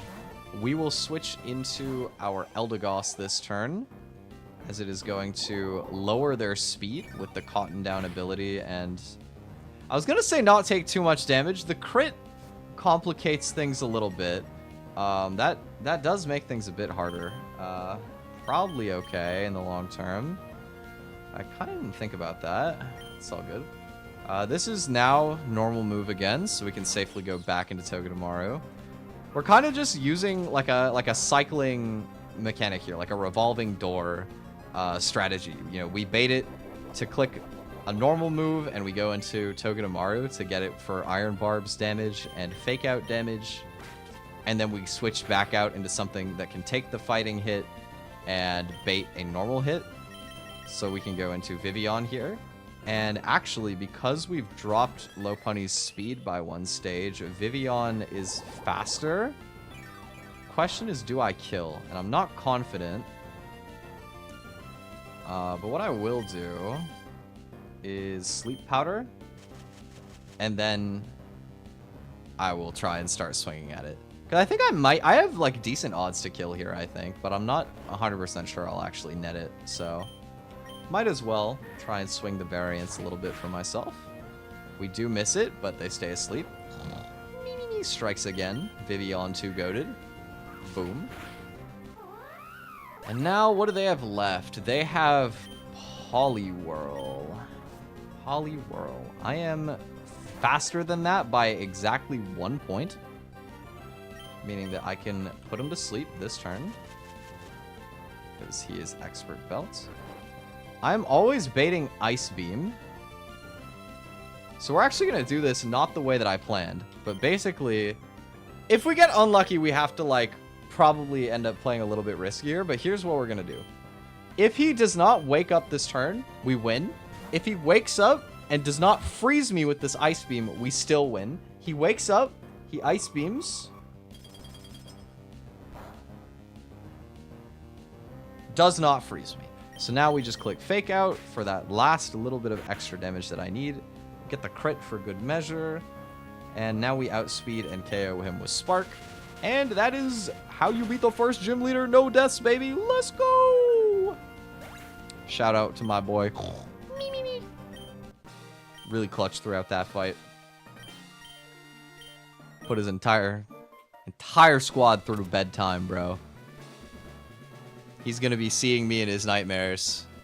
Induced by me clicking Sleep Powder, of course. GG, Brawly. Oh, it feels so good to have a box good enough that I actually don't lose to the first gym. Or, like, lose too much to the first gym, anyway. I have a run. God bless. Yeah, back to chilling. Back to just kicking it. No more stressfulness. I was talking about this a little bit earlier on the stream, but I'm planning to get down to trying to make more song covers when I come back from my vacation. Or like, I'm planning to do a lot more content stuff in general when I come back. So one thing that I'm planning to do is I'm honestly thinking that I'm gonna start doing YouTube shorts a bit again, and I would like to try and resuscitate the Clips channel. I've been a bit lazy, but you know, we'll be back, you know, start streaming more regularly again, because we've been pretty sporadic for a while, and that is simply just my bad, honestly. But I'm planning to come back at it a little bit fresher, and you know, I won't have the tournament going on anymore, or at least if I do, it'll only be for 1 week, so I'll have more of my free time back again, which will be great. I want to try and do like a song cover a month for a while. It's gonna, I'm not sure about April, because I'm gonna be like, I have to get the art turnaround in 1 month if I do April, and that's pretty hard, right? I don't know if I'm gonna find an artist for that. I'm looking. we'll see. But I have Superstar Twiddle's coming out in April at least. So if not, it's okay. Like I still have a release. It's just not that one. And yeah, we can definitely do May. I'm thinking for either May or June. I'm thinking probably June because it's a little bit more of a complex project. I really want to cover Telepathy by Deco. Not only because the song is like so fun. It like really takes me back to some of Deco's older stuff that I really, really like. But also the music video is just so funny, dude. It's such a funny music video. Like I'm really excited to work on that when I get to and like coordinating that. I was looking for like people in the community who might want to help with the MV. Like I'm probably gonna commission somebody to do like the main visual stuff for it, and then like see if any of the like artists from the community, like I think Lionel messaged me earlier, want to do some of the like different various like meme scenes that kind of go on throughout it. Like there's one part where you have like right before the chorus, there's like Miku doing the what's it called, the like y'all mind if I praise the Lord real quick dance. You guys know the one where the guy like takes his shirt off in the middle of it, like whoa whoa, do you want a revolution? Whoop, whoop. I still remember that video, bro. That video is fire. Or like they have the reaction guys at the front. Or one of my favorite ones is there's like a part where it's like speed drawing Miku like super fast, and they've made like a Miku version of the like sweaty gamer dude in the corner who's just like dying, and there would like, I don't know if you guys have seen the specific meme, but it's just like this sweaty gamer dude like playing really hard. You like see the sweat on his face, and it's like super bass boosted when he's breathing and shit. You like hear his mouse really loud. I think. I don't know. I think I'm confusing the mouse with a different one actually, but it's really funny though. Overall, it's really funny. If you haven't seen Telepathy from Deco, it is a great song with a really funny video. Would recommend. Oof, but yeah, excited. Let me get all the squad in. Man, I have such a good early game box this time around. This is sick. Like this run is so good. Okay. Feels so good to have a Togedemaru again. My friend. I love Togedemaru. He's just such a cute guy. He's just my guy, bro. That's my guy right there. Alright. We get another encounter here in the woods. We get a grass type friend. It's going to be Bellsprout. Okay, sure. Do I kill this with Nuzzle? Surely not. Boink. Yeah, no, we're chill. What do I name this guy? I'm gonna name him a vegetable. I'm gonna name him spinach. I don't know why. Do you guys like spinach? I feel like there's some people that are like turbo spinach haters. Like people that just really don't like it. I think spinach is like pretty fine, honestly. It's like one of the most neutral vegetables of all time. Nothing excessively like amazing about it. Conversely, it doesn't really like downgrade anything much either. It's like one of the most invisible ingredients that you could possibly have. Usually. I say that, but also, what is it like? What's the name of the thing? Spinach artichoke dip. If you've ever tried that, spinach artichoke dip is fire. I like that too. That's like one of the only times that I've seen spinach actually be like a forefront flavoring, I suppose. And it goes hard, honestly. It's good. Do I have any reason to delay evolving this into Weepinbell? I think the answer is no. Well, that's actually not necessarily true. I could end up like getting certain moves earlier, but it doesn't apply for a really long time, and they're all pretty minor. think... I mean, it could be useful, honestly, to wait. I guess it's probably best for me to just leave Bellsprout alone and see if I need Weepinbell for a fight later. I probably will, because I don't have another poison type, but we'll see. Okay, first guy... I need to, like, remember what these people in the woods have, because I have not fought this area in a minute.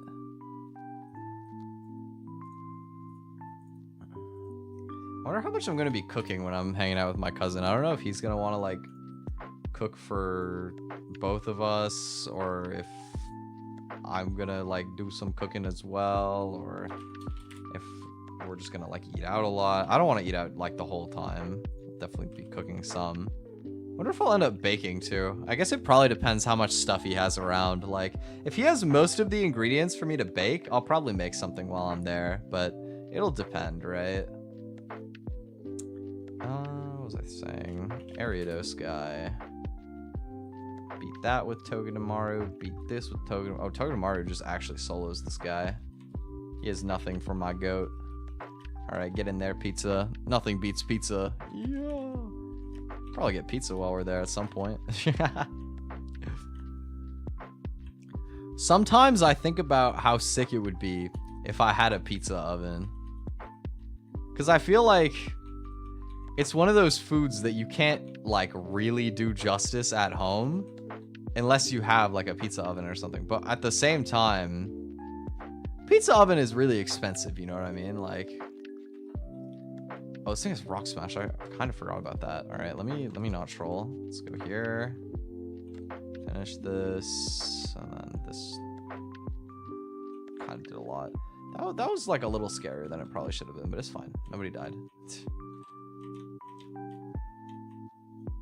Only scary because they got the sniper crit on my Togedemaru very rudely, which was not actually unlikely, but anyway. Yeah, I don't think it would be worth it particularly in a lot of ways to get a pizza oven, because I mean, it takes up space. I feel like usually you put them outside too.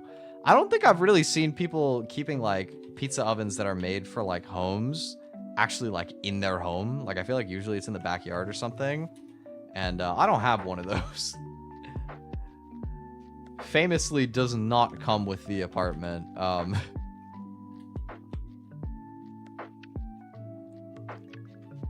I think I can just kind of YOLO this fight if I remember it correctly. It's not a good mantra for this game, but too bad.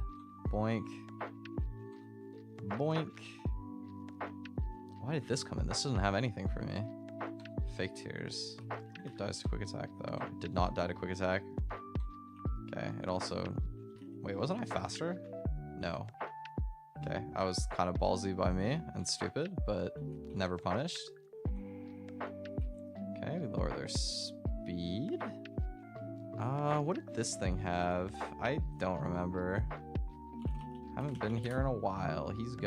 He does have bug bite. Doesn't do that much damage. Do I have a berry? So he will eat my berry. Does he have a berry? He has Yashi berry, right. I missed my sing. This guy's cheating. I missed it twice. This guy's double cheating. I missed 3 times. He's triple cheating. 4 times! This guy is the biggest cheater ever. Thank you. Oh my god.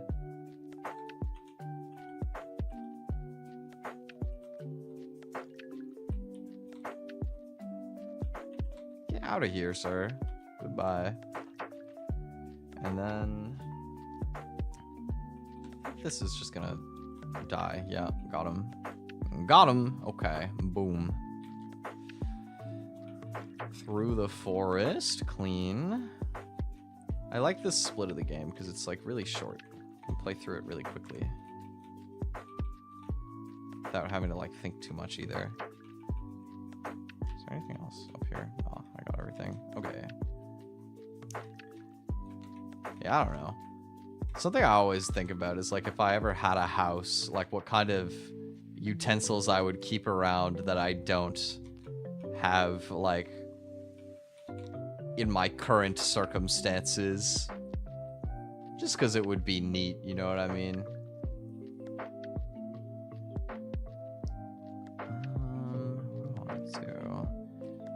incoming guys like Mighty Yenna and Furfru, I think. If I position my Hitmonlee, he will cook.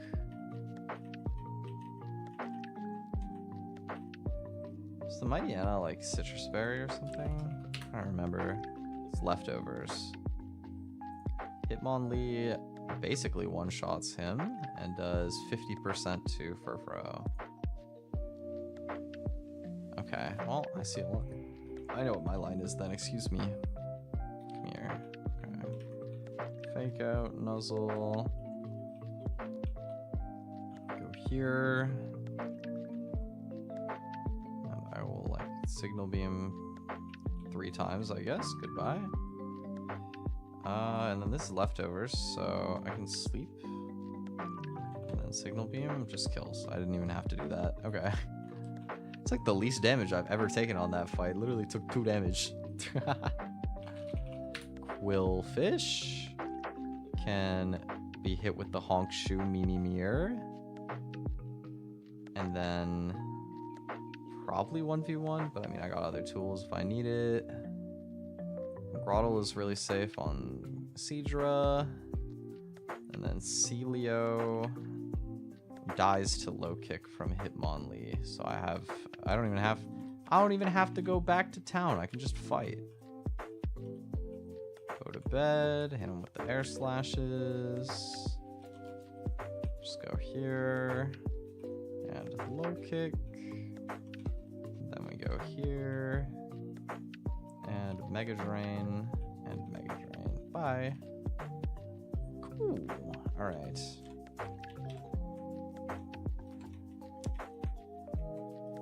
You know, it's like one cooking utensil that I'm always curious about because everybody talks about it, but I don't have one. And to be honest, I don't think I even know somebody who has one. Is the air fryer. Cause I know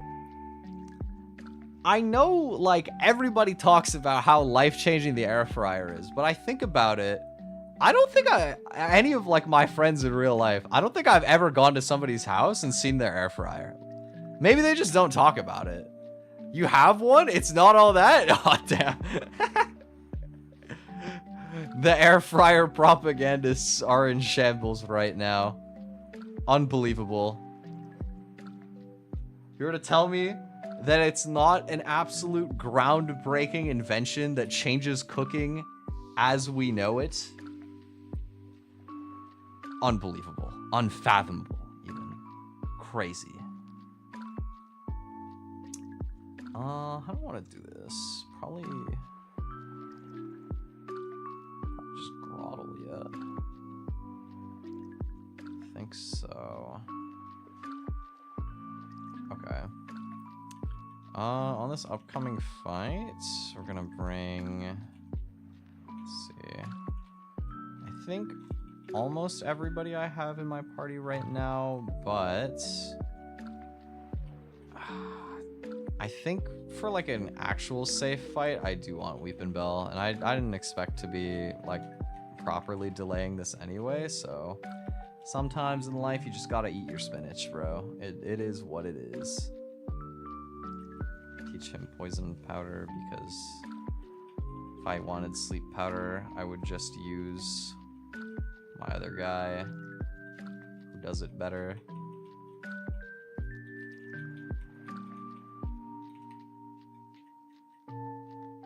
Nicole's about to be pissed that I spilled is crazy. I mean, I do feel like there is like a devout like group of people when it comes to air fryers. Or maybe they're just paid by Big Air Fryer to lie. Maybe they don't actually think it's all that. Maybe it's just Big Air Fryer needs the sales. And they're planting seeds among like mostly social media, I would say. I mean, you know what I think of when I think of that? Remember when there was a bunch of YouTubers getting sponsored by this one brand called Air Up? And it was like pretty much just straight up like a scam. Like it just didn't do anything. It's just like a smell packet for water that doesn't really help. I remember, it's been a while since I've looked into it, but I remember watching like an expose video on it, because it's one of those products where you see it and it's like it almost sounds like it makes sense. It doesn't really make sense for it to actually do much, but it kind of has that ring to it where you're like, oh, you know, like that makes sense that it would make water taste like something. Now, to me, it is a ridiculous concept anyway, because like you're too far gone if you can't just drink water, bro. Like, come on, water is already like the GOAT drink. It doesn't need a flavor. It's about the hydration. It's about the experience. It's different. It hits different. It doesn't need it. In my opinion. But I guess, you know, maybe you drink enough soda and you suddenly you can't function, bro. You need the flavor. I've read this thing as cheek pouch. It's gonna heal like everything. Yeah, that's fine. Do this and this. Good. This Dedenne has been asleep for like 12 years, bro. How is he not woken up yet? That's crazy. Oh, he lived. This guy's cheating. No. No. Okay. Let's see. I will. I think razor leaf. No. Wait. I should probably switch on this, right? This could be a steal move. I mean, Grottle never dies to anything that comes in on that slot, right? So I just go into Grottle. And then finish this. Abra's gonna come in. What does Abra have again? Psybeam and Dazzling Gleam. Okay, I'll go here to live pretty much anything. And then Spark kill this. Yeah, this double up's not killing. That goes down. I will go for Sing and switch into Curry. Oh, he's Lumberry. All good.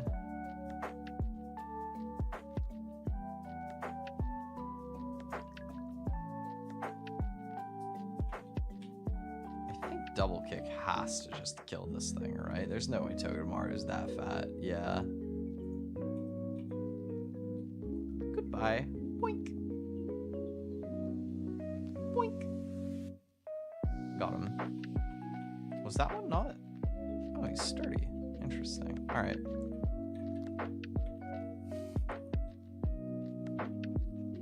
Opinions vary. Of course, yes.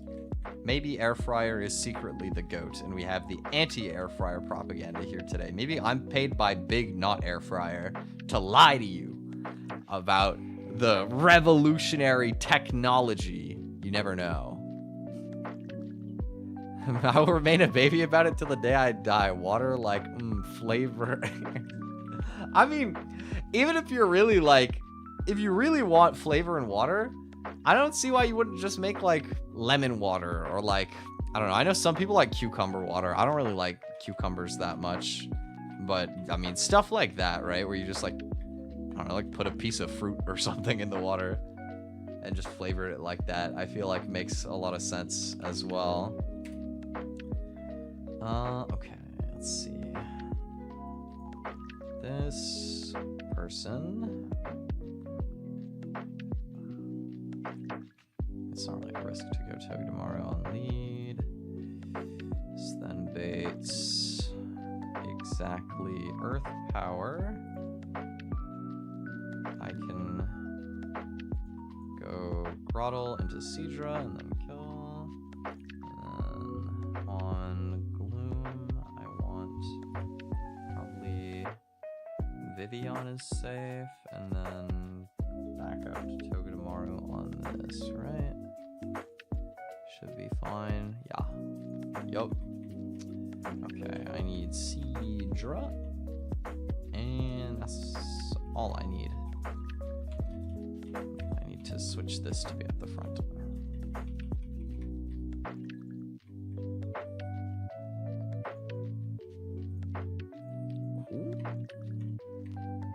I don't know.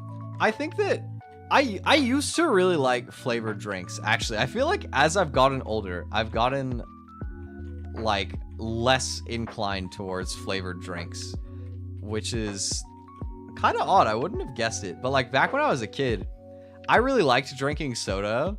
Like I would go down to the corner store all the time and just like get soda like every weekend. And I remember that being really great. As little Twi, but you know, I loved like root beer or like all sorts of like fruitier kind of sodas, cream soda, whatever. Like I would drink all sorts of them. I liked fruit juices and stuff. And nowadays, like, to be honest, I like all of them, but I don't seek them out anymore, like basically ever. Like if somebody offers one to me, I'll be like, sure. But you know, if I'm like picking a drink, I will pretty much always just be like, yeah, I'll just get water, you know, like at a restaurant or something. Well, at a restaurant, water is OP because it's free, unlike the other drinks. So obviously you pick the water, but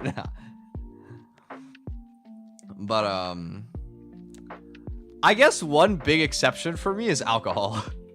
I basically never drink alcohol anyway, but if I will, it's pretty much always something like fruity or something. Like, I don't know.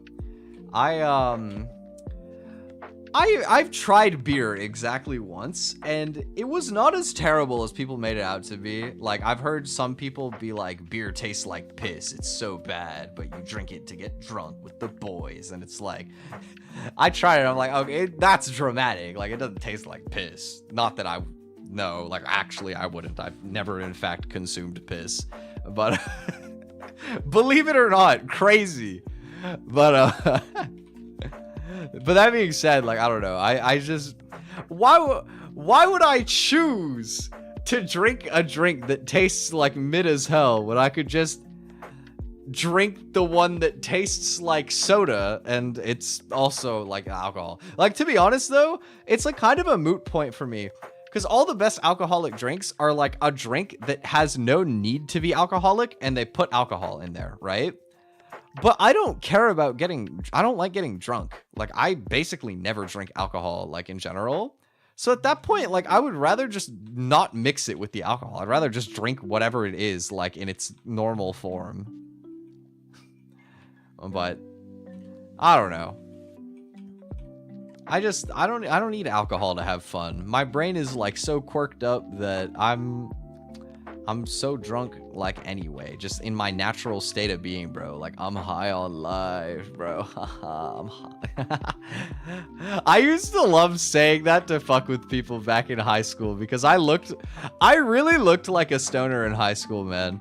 You know, I would wear this, like, green hoodie all the time, like, literally pot green looking ass hoodie. And I was always really tired, so my eyes would be bagged. And so, like, and just my voice as well, I think, kind of played into it too. Because, you know, when you hear this, like, you might not think stoner. But if I turn my energy, like, way down, I talk like this, right? If this is, like, how I'm speaking normally, just because I'm, like, tired and out of it. Like, you can start to put the mental picture together. And the long hair. You guys know that I have long hair too, right?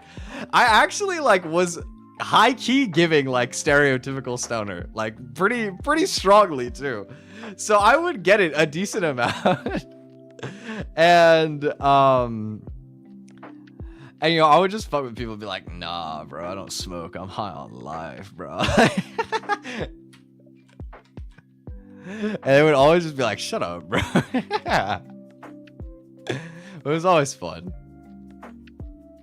I'll still never forget the time that a substitute teacher actually just called me stoner one time, though. That was really funny. That was one of the funniest things that's ever happened to me.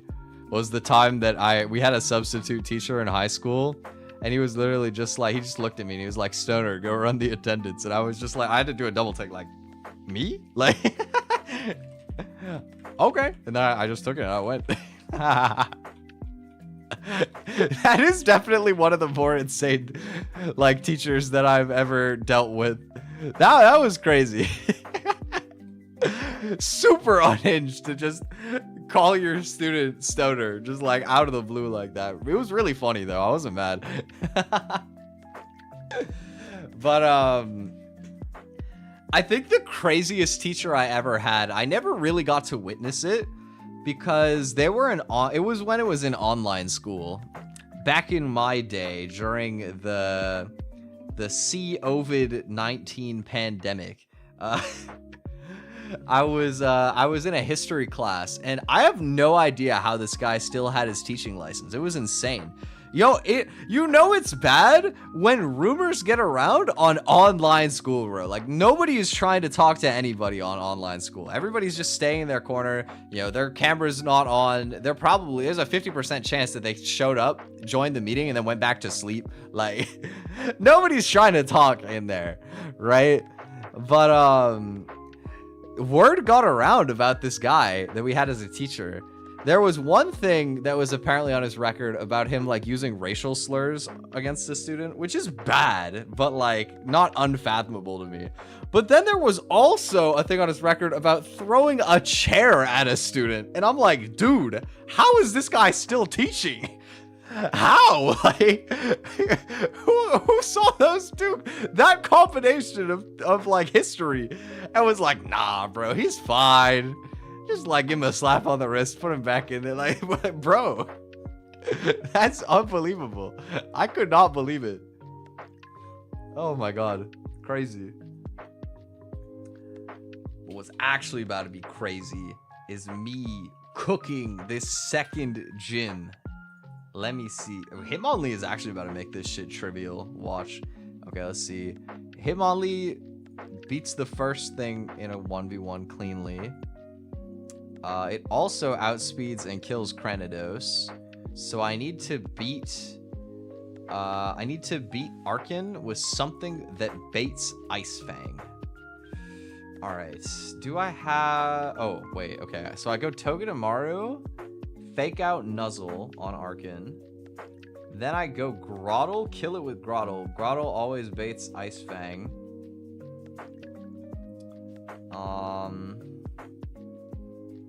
I guess I want to bait Bite, actually. Bite is better. Can I bait Bite? I don't think I have anything that's weak to it, though. I don't think it's possible. I mean, Groddle also just has, like, an almost guaranteed chance to one-shot Kranidos. I could just roll it, like... Honestly, I could bring Eldegoss, also has an almost guaranteed one-shot. I just need a pivot on Ice Fang, and then I can go back. Like, I'll probably go Seadra. Yeah, I'll bring... Oh, Seadra also one-shots this. Bro, like, everything kills this guy. It's fine. Okay, so it was this. Yeah. Everybody on the team is already fine. Yeah, I don't know, man. School was funny times. It was odd times for sure. I experienced some interesting stuff in my time at school. But who doesn't, you know? It's just the experience. Sometimes some crazy shit happens, and that's kind of fun. Alright, cool. Youngster Josh. More like get absolutely joshed, Youngster Josh. That doesn't really make sense. I don't know. I've heard people say like joshing before as slang for like... I don't even know what that would be, like joking or like pranking. Like, oh, I was just joshing, bro. I wonder where that term would even come from. Like, who was this like super iconic Josh that got a whole synonym coined around his name? What did he do? The world may never know.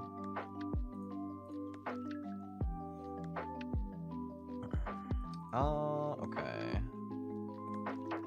I like Eldegoss lead. I don't want to deal with Carkol. Low kick does a lot. I can like go HP Grass, Seadra, and then go Hitmonlee low kick.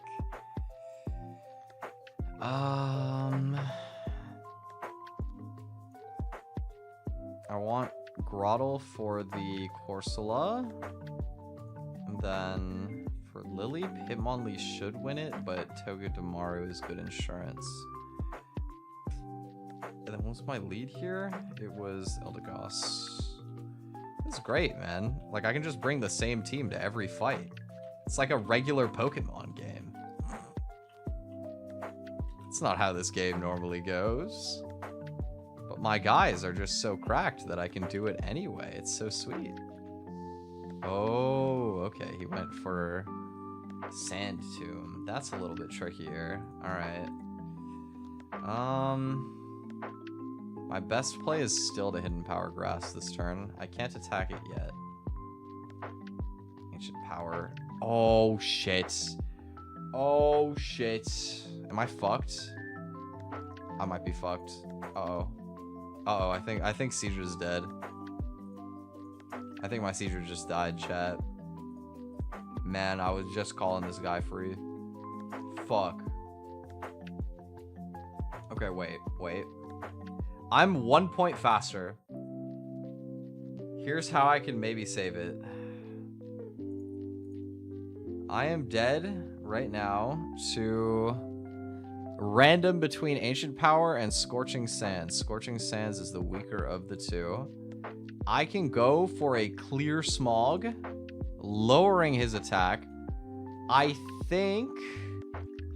I can't switch right now, by the way, because of Sand Tomb. I think, right? Let me just double check that. Yeah, which is a big problem.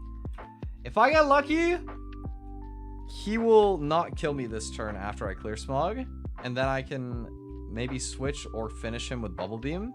But if not, we do just lose Seidra, and I cry.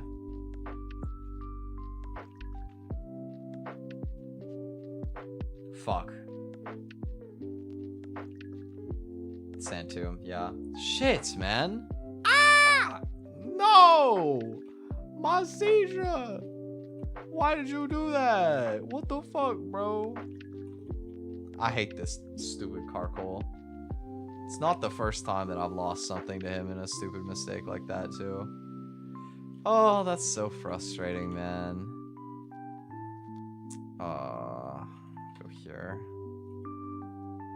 Finish him off. Get the hell out of here, bro.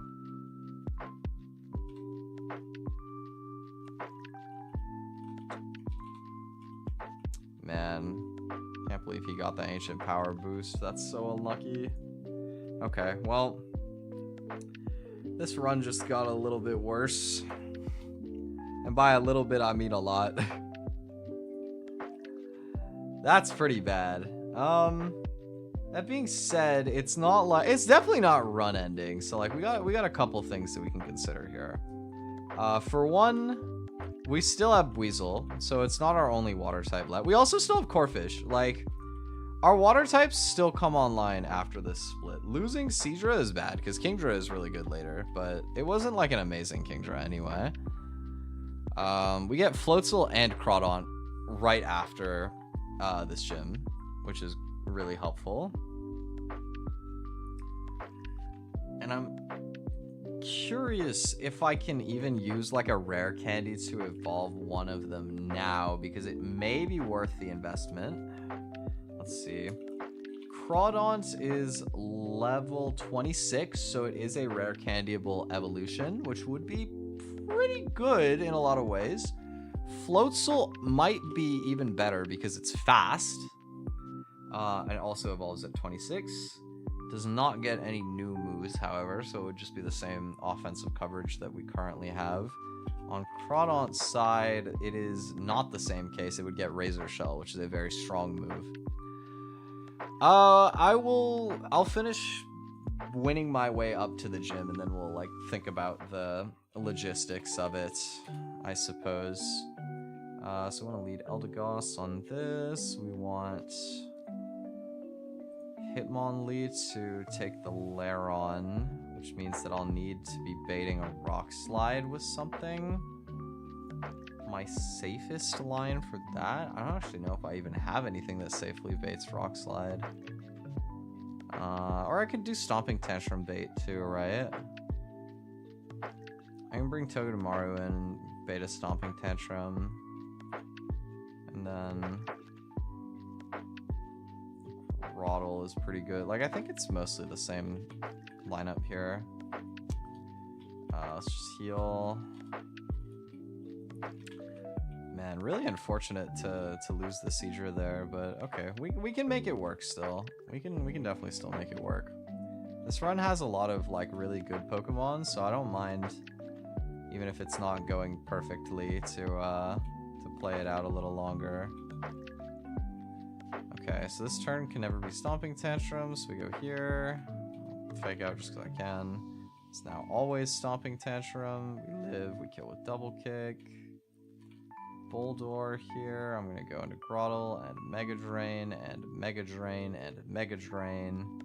And then on this guy, I will Mega Drain and Mega Drain, and he's dead. Cool. Clean. Alright. So, we gotta figure out now how we are gonna do this. Yeah, big Mega Drain moment for sure. I would give that fight a Mega Drain out of 10. Or maybe I'd just give it 10 Mega Drains. So, next gym leader. We should have a pretty good Roxanne mashup. I think we've gotten a lot of the best tools for this. If only my Hitmonlee was not minus speed nature with 5 IVs out of 31. He would just be absolutely decimated. I'm probably going to heart scale here. No worries, Lionel. Good luck with your band stuff. I think it's worth it for me here to heart scale my speed so that I outspeed and just beat the Bisharp 1v1. No damage taken. I think that is basically always worth it for me. So I'm going to quickly go back into here. And we are going to go ahead and go up to the counter. Maximize IVs and speed. Perfect. So now Hitmonlee will outspeed and double kick just kills them instantly. We take 0 damage turn 1. Let's see if anything will come in. Zygarde should come in because the max roll of this is a potential to kill. So that should give it prio over Solrock, even though both are fast kills. And this one's not guaranteed and the other one is. It only looks at the maximum damage roll here, I think. This is guaranteed to be 1,000 arrows, which is perfect because we can go into Eldegoss to get a speed drop and bait a Skitter Smack. The problem is I lost my Ice type damager. Like, not having Dreadnought here makes or Seizure makes this pretty hard. And I think what I'm gonna do is take a fishing encounter because if I'm remembering this correctly, on Route 115 it's nice if we can delay it for Surf because it's likely to be a Jellicent, which is a ghost type, and that's quite rare.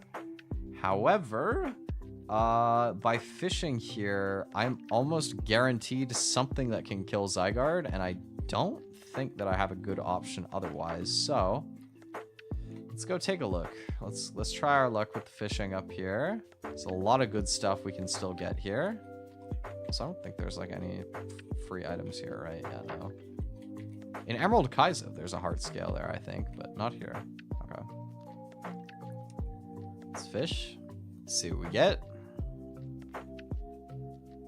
Remoraid is kind of a stinker. He's mostly just worse Seizure, but Octillery can in fact beat Zygarde, so welcome in Gravy, I guess.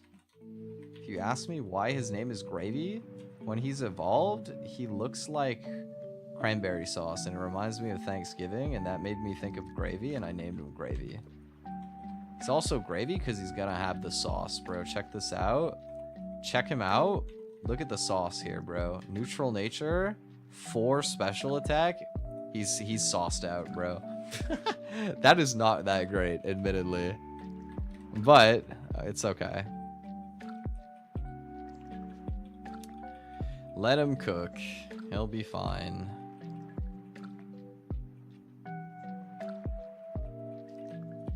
Alright. Let's see. Let's update my calculator.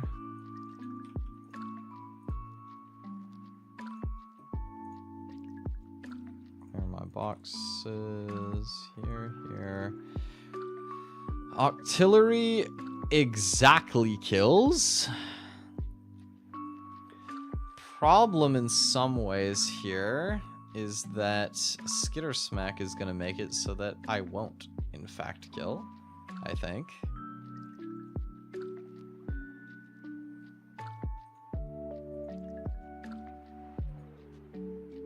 Okay, so here's my plan, is I need to get a lot of speed drops on this, like a lot.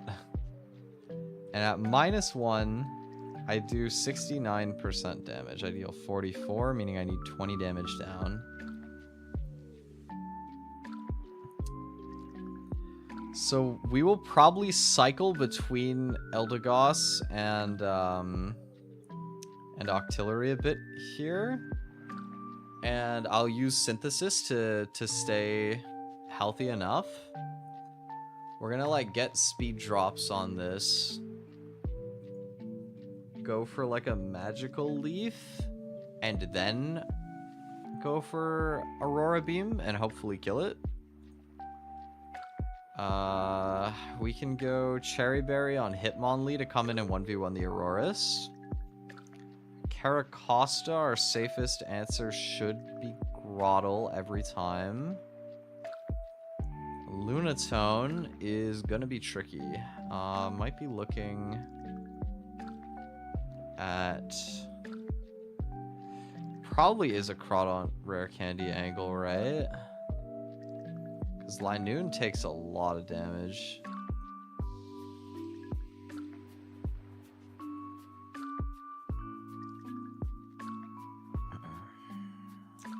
Or Togedemaru. Wait, I have Togedemaru. I forgot.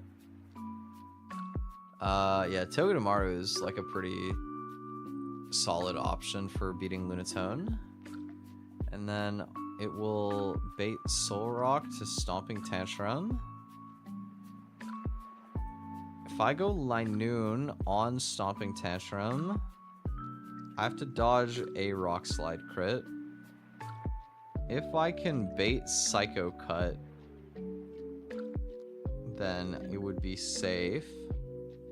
I don't think I'll have a good way to do that though. So I think we probably just try and risk the crit. Because we go like Black Glasses on this. And 2 Night Slashes kills, I'm faster. I just have to avoid crit. Oh, I realized I didn't put the thing back for you guys, but it's fine. Because I'm done planning. We're gonna YOLO it and we're gonna win or we won't. You know what I mean? It'll happen or it won't. And we'll see. We'll see what the universe has in store for me.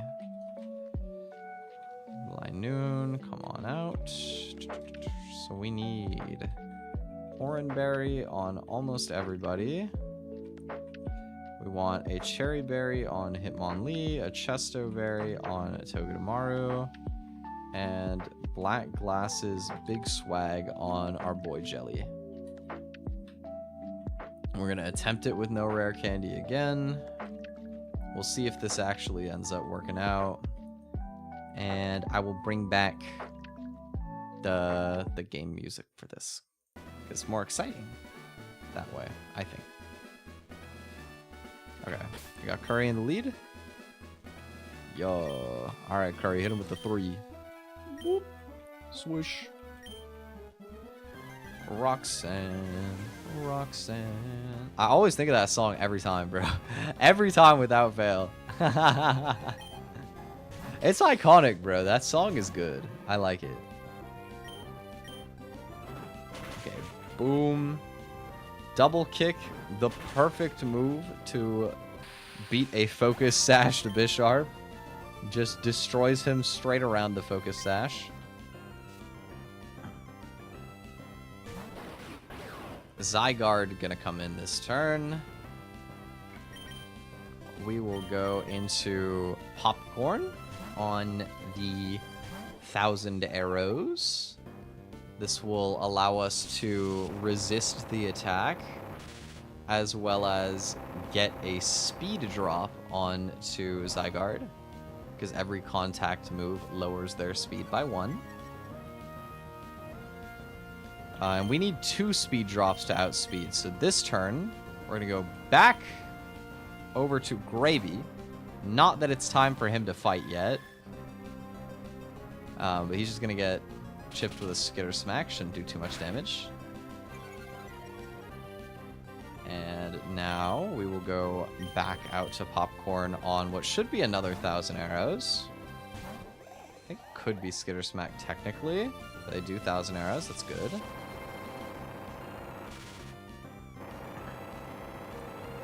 And with 2 speed drops, I believe we should be faster.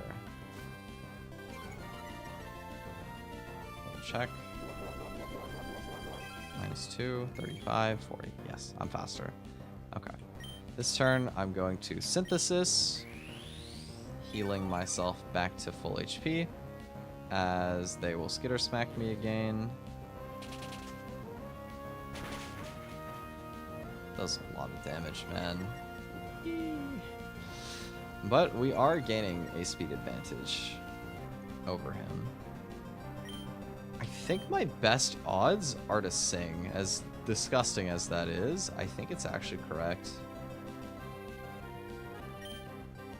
Okay, we hit it. Easy. Money. I realized that my my plan doesn't actually work that well, because I keep getting special attack dropped, but now hopefully he just stays asleep. Honestly, I'm just gonna play to fraud him. I don't even care. Yep. I think he can go for Skitter Smack here. Does not though. Goes for oh right, I'm faster than him because of all the cotton downs, so he has to go for extreme speed because I see a fast kill with Aurora Beam. Got him. Get frauded by an Octillery. It's too easy. Feels bad to have to take my encounter there for a damn Octillery when Seizure would have done the same thing. But you know what? Sometimes desperate times call for desperate measures. The run lives on. Go here on discharge. I have a Cherry Berry, so I cannot get paralyzed, and a crit should never kill me. Yep. Yep, I covered for this. I knew. I can only be so fraudulent. Had to come prepared. I'll fake out just because I can. And then double kick. Boink. Boink. Goodbye. And I think, actually, this line is not as risky as I thought, because I think Soul Rock gets baited now, as it has a fast kill with exactly Psycho Cut, which is perfect, because Jelly is immune to Psycho Cut. So we get a free switch in here into Jelly. And now I shouldn't die to any critical hit. And I also am faster and kill him in 2 shots thanks to my Black Glasses held item, boosting the dark type damage. So he's going to go for a Stomping Tantrum, and that's just not going to do... Oh my god, I forgot the Stomping Tantrum gets double power on a failed move. Well, I mean, this was still technically smarter because we only had to dodge 1 crit instead of 2. So, I mean, it was still the right play. It was still the right play. I forgot about that, but all good. Caracosta comes in, and that means it must be clicking Aqua Jet as a fast killing move, which is exactly what we want, because it's a free entry for Grottle that way. Yep. Perfect. Go for Mega Drain. And we're just going to spam Mega Drain until this guy is gone. Certified Mega Drain moment again. He's kind of fat, but we're also kind of fat, so... We're gonna have like a fat battle, but he can get ancient power boosts, which is scary. Doesn't get it that turn. Aqua Jets. Must mean that I have a chance to kill. Mega Drain. Boink. And we kill. Nice. Good stuff. Good stuff. And now there is only one. Lunatone. Hello, Lunatone. This hopefully will be Hypnosis, but we'll see. Icy Wind is also fine. Maybe, I don't know if that's better than Hypnosis to see, but it's definitely not, like, particularly worse. So we go for Fake Out. And we're gonna just nuzzle. The tricky thing about this Lunatone is that it has a weakness policy. So if you hit it with a super effective attack, it's gonna get +2 to its attack, which doesn't really matter, and its special attack, so it'll double its special damage. Not only that, it also has the move Stored Power, which is a 20 base power psychic move that gains an extra 20 base power for every stat boost. So it goes from base 20 to base 100, and then because it's +2 special attack, it's effectively base 200. So it's basically like a psychic type move that is stronger than Hyper Beam at that point. By a lot, like significantly stronger than a psychic type Hyper Beam would be. So that's very scary. And you gotta be very, very careful how you play around this Lunatone to make sure that does not happen. But Togedemaru, very easy for that. And we get a Deathless Roxanne here. Slightly fraudulent, maybe, but we got it done. Sometimes that's the nature of the early game. You're playing and you just end up having to do some goof shit. But we got it done. 2 down. I think that is a good time for a water check. I have not been well hydrated. Make sure you drink some water as well.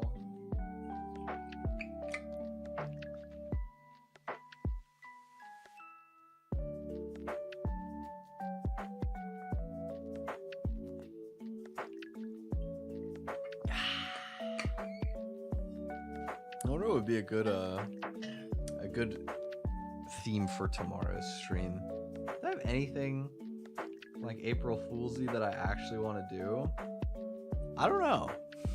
I have no idea, honestly. I'll have to see. Alright, I think I'll probably just do like Mario Kart or something, just silly. Just hang out for last day before vacation. But before I worry about anything like that, let me reap the benefits of what just happened. I get to scale up my box. So we get to have a new level cap of, I think, 32. Mega Kick.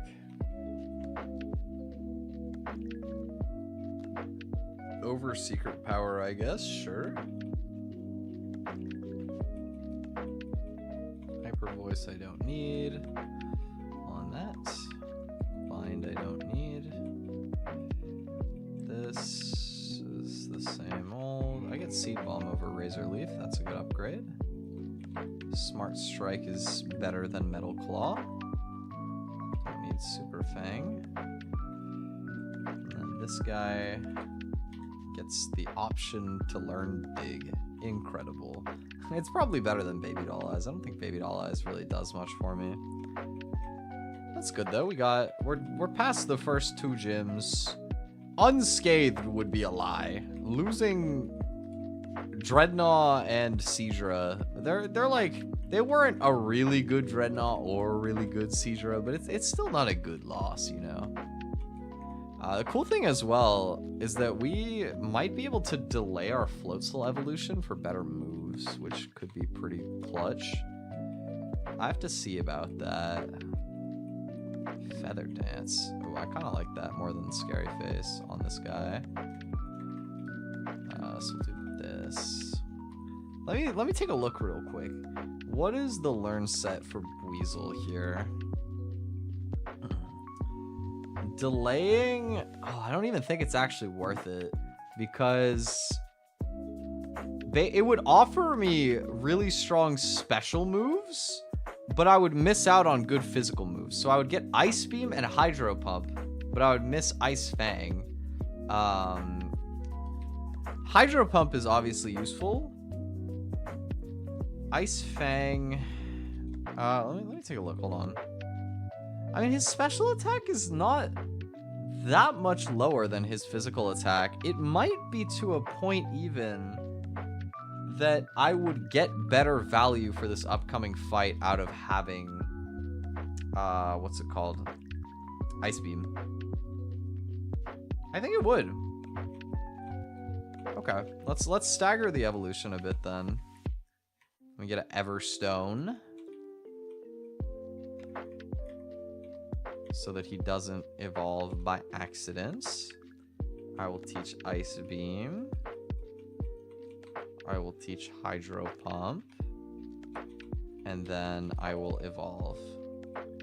And soon both will probably be replaced.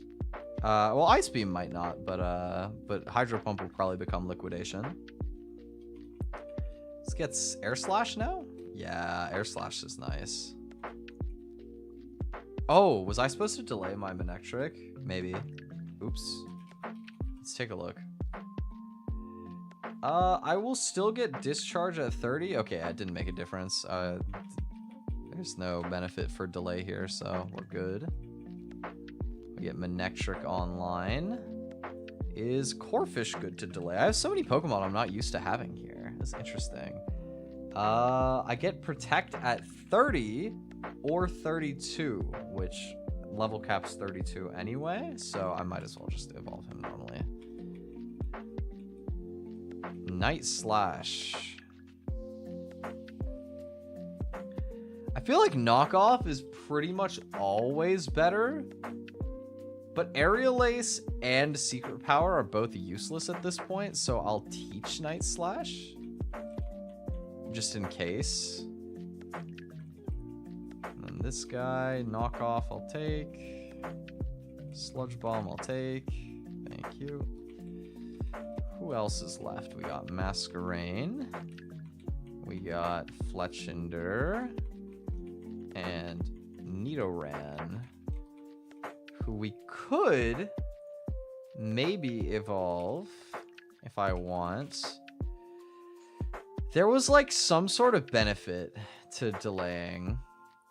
Oh, wait, I get super value here for my delay is gonna pay off so hard.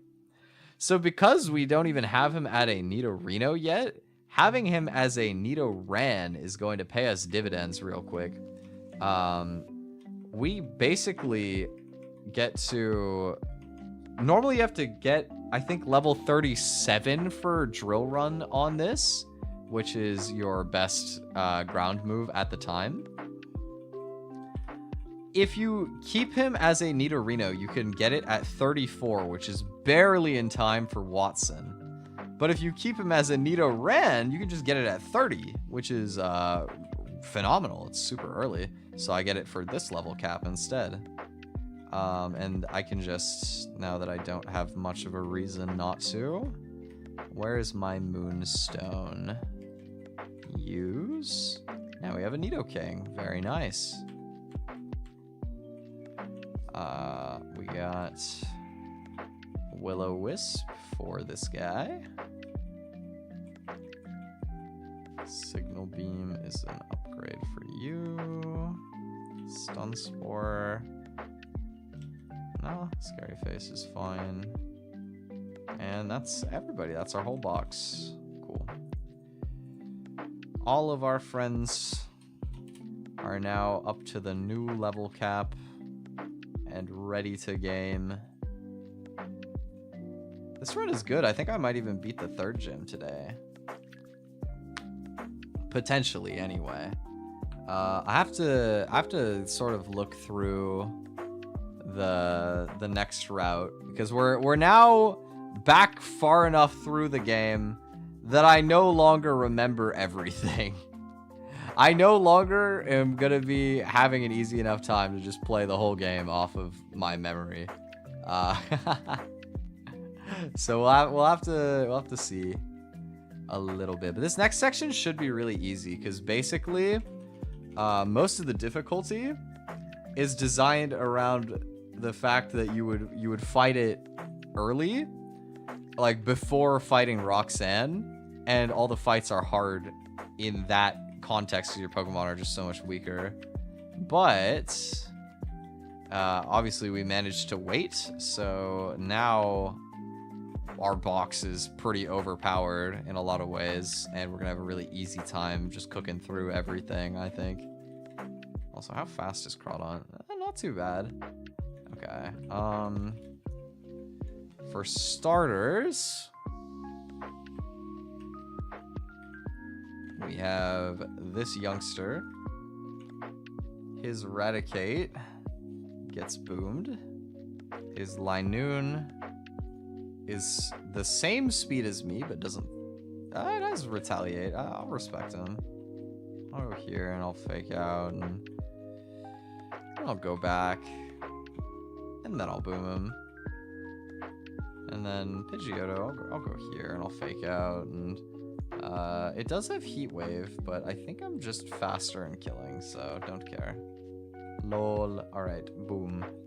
Next guy. I need the trainer dogs. Hold up. Trainer battles. Let's go.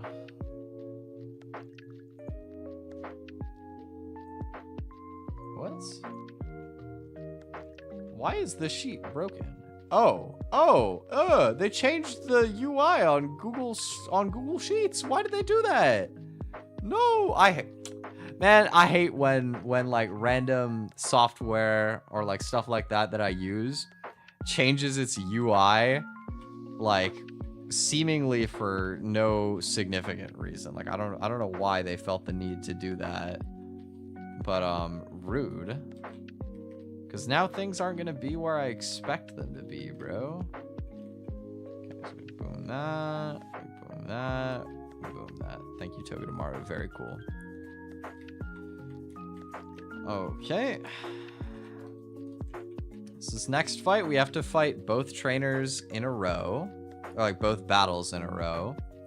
Rich Boy Dawson has a Komala that I think Hitmonlee.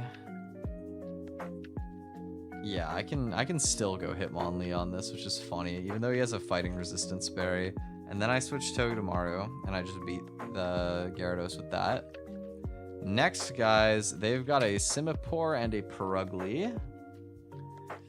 I can fake out the Purugly with Hitmonlee and use Togedemaru to just kill the Simipour. This will bait Masquerain. So I will no longer be killing with Spark, but that's fine. It'll see Air Cutter, I think. So I can switch into like probably Nidoking? I think Nidoking is pretty safe.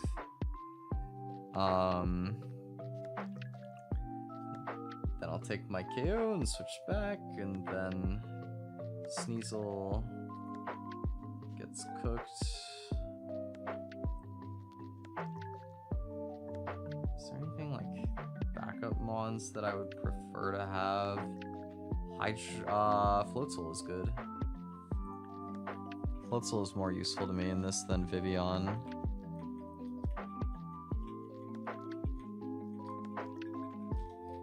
And before we do the fight, I will buy some Super Potions for good healing. And regular potions, because I'll want them later. Buy like 30, I don't know.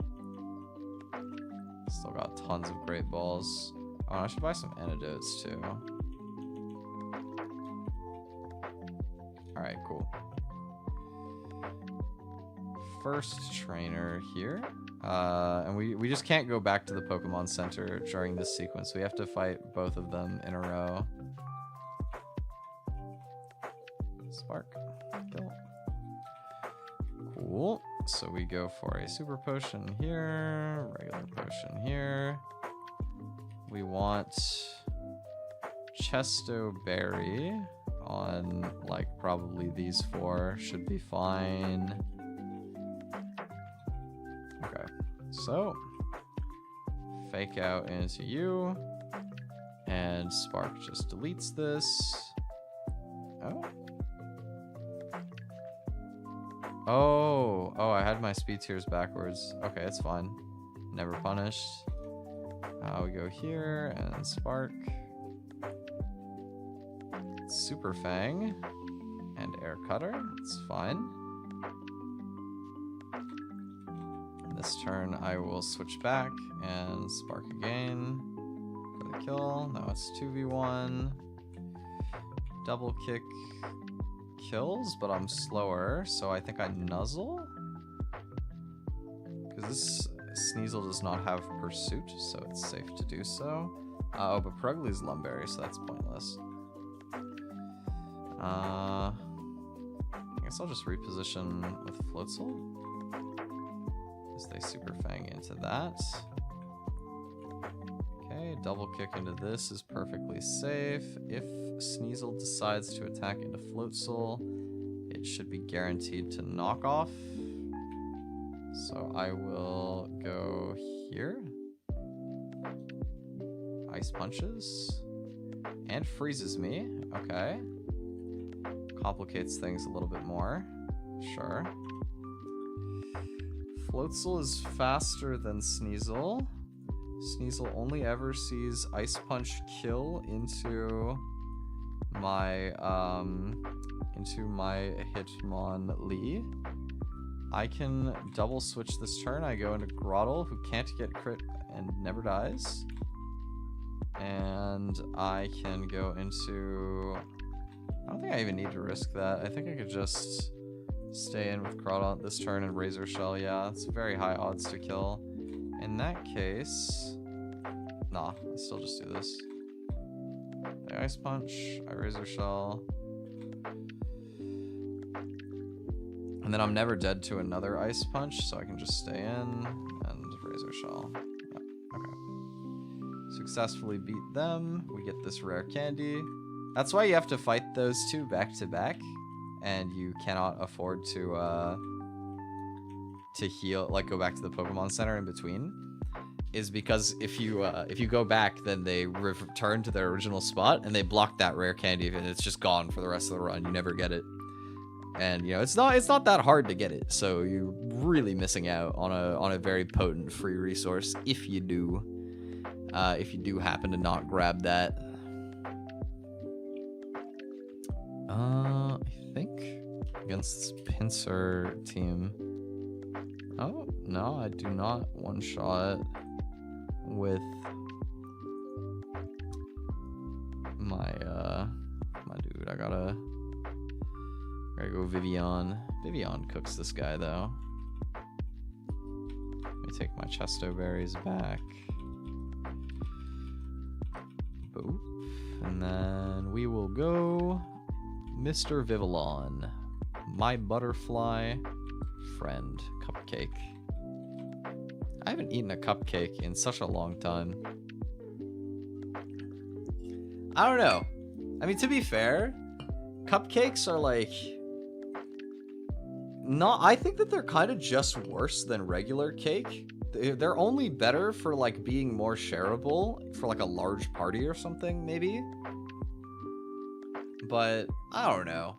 I'm more of a believer in either just making cake or like if I want something like that, a muffin is just better. Like I would 99 times out of 100 rather eat a muffin than a cupcake.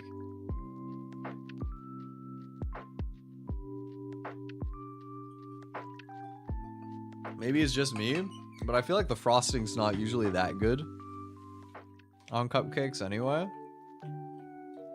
Muffin has got better texture, better flavor. Like a blueberry muffin or like a carrot muffin or something. Fire. This thing's faster than me? What the... Huh? Okay, that's fine. Go here. Got him. Boom. Oh, shield dust. All good. Next trainer, Grand Bull Berserker.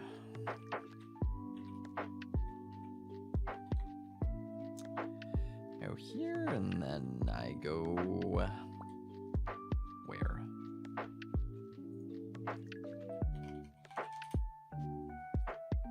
Just stay in with Togi? Yeah. Togedemaru cooking class. Here we go. Alright. Fake out because I can. Go here on play rough, and then just boom. Home claws, and then iron tails, but it's fine. Next trainer, Tangela Cremorant Raichu. Okay, I will heal. This looks like basically I go Vivian. Oh, this has ancient power though. Let me be careful. Mr. Vivian, yeah, it kills it. Okay, we're safe. I go Vivian, then on Cremorant, I go into Togedemaru, and then on Raichu, I go into Grottle. Yep. Cherry berry this, and we're chilling. Boop. Go here. I guess because I was baiting the right move, I could have just I could have probably just gone hard into Nidoking, but it's fine. Alright, and then this dude has 2 Doug trios. If I heal, I can just go Grottle on that. And Grottle can solo both.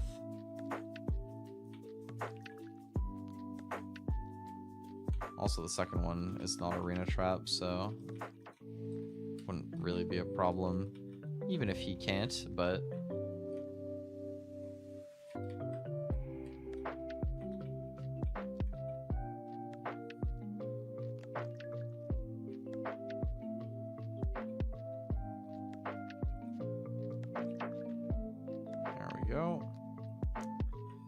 Mega Drain moment.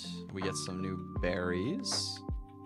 More Chesto to play around Sleep, and Rost berries for burn, which is cool. This last person, Primeape, loses to Vivian. Dreadnought.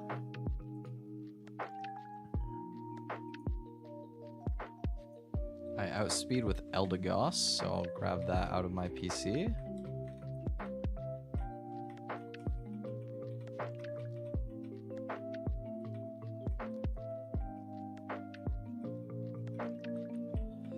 And then Gligar.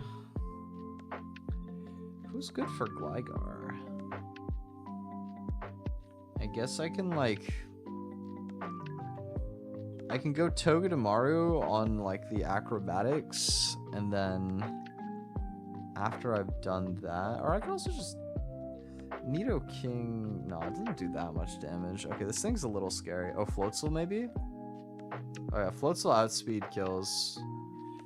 So let's bring him.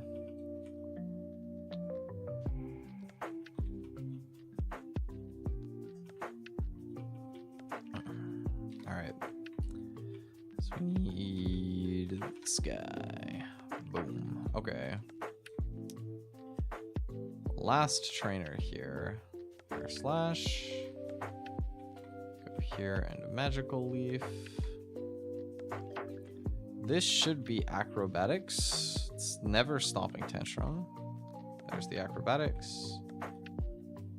Fake Out. Go here on Stomping Tantrum, and then Ice Beam. Cool. All right. We have successfully toughed it out through this area, and now we get an encounter from Rusturf Tunnel, which is nice. Lots of good stuff that we could pull here. Let's see what we get. Ooh, I've never gotten to use a Sandile, but that's fun. I'll heal myself and then... How am I just missing like 12 billion things, bro? There we go.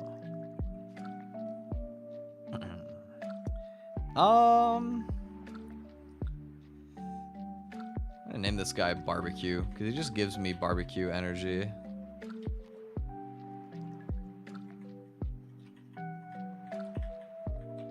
I haven't had like proper barbecue in a really long time, but I did yesterday. I went and I had pulled pork poutine. I had poutine for the first time in a while, and I got the pulled pork one because I like that one a lot. And that was nice, honestly. It was a nice little treat for myself. You know, I don't get, or I just haven't gotten it that much in a long while, because I haven't, like, the most convenient place for me to get it would probably be like the mall, but I haven't been at the mall, so unlucky. Okay, so Grottle or wait, gotta be him only. Yeah, him only dunks that. Oh, him only is strong, bro. Oh my god. Oh my god. Okay. New idea.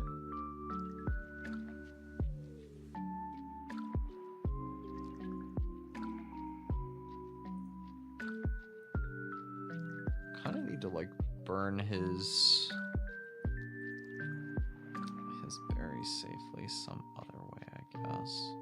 Or I could just fight this in the sand. I probably can, right?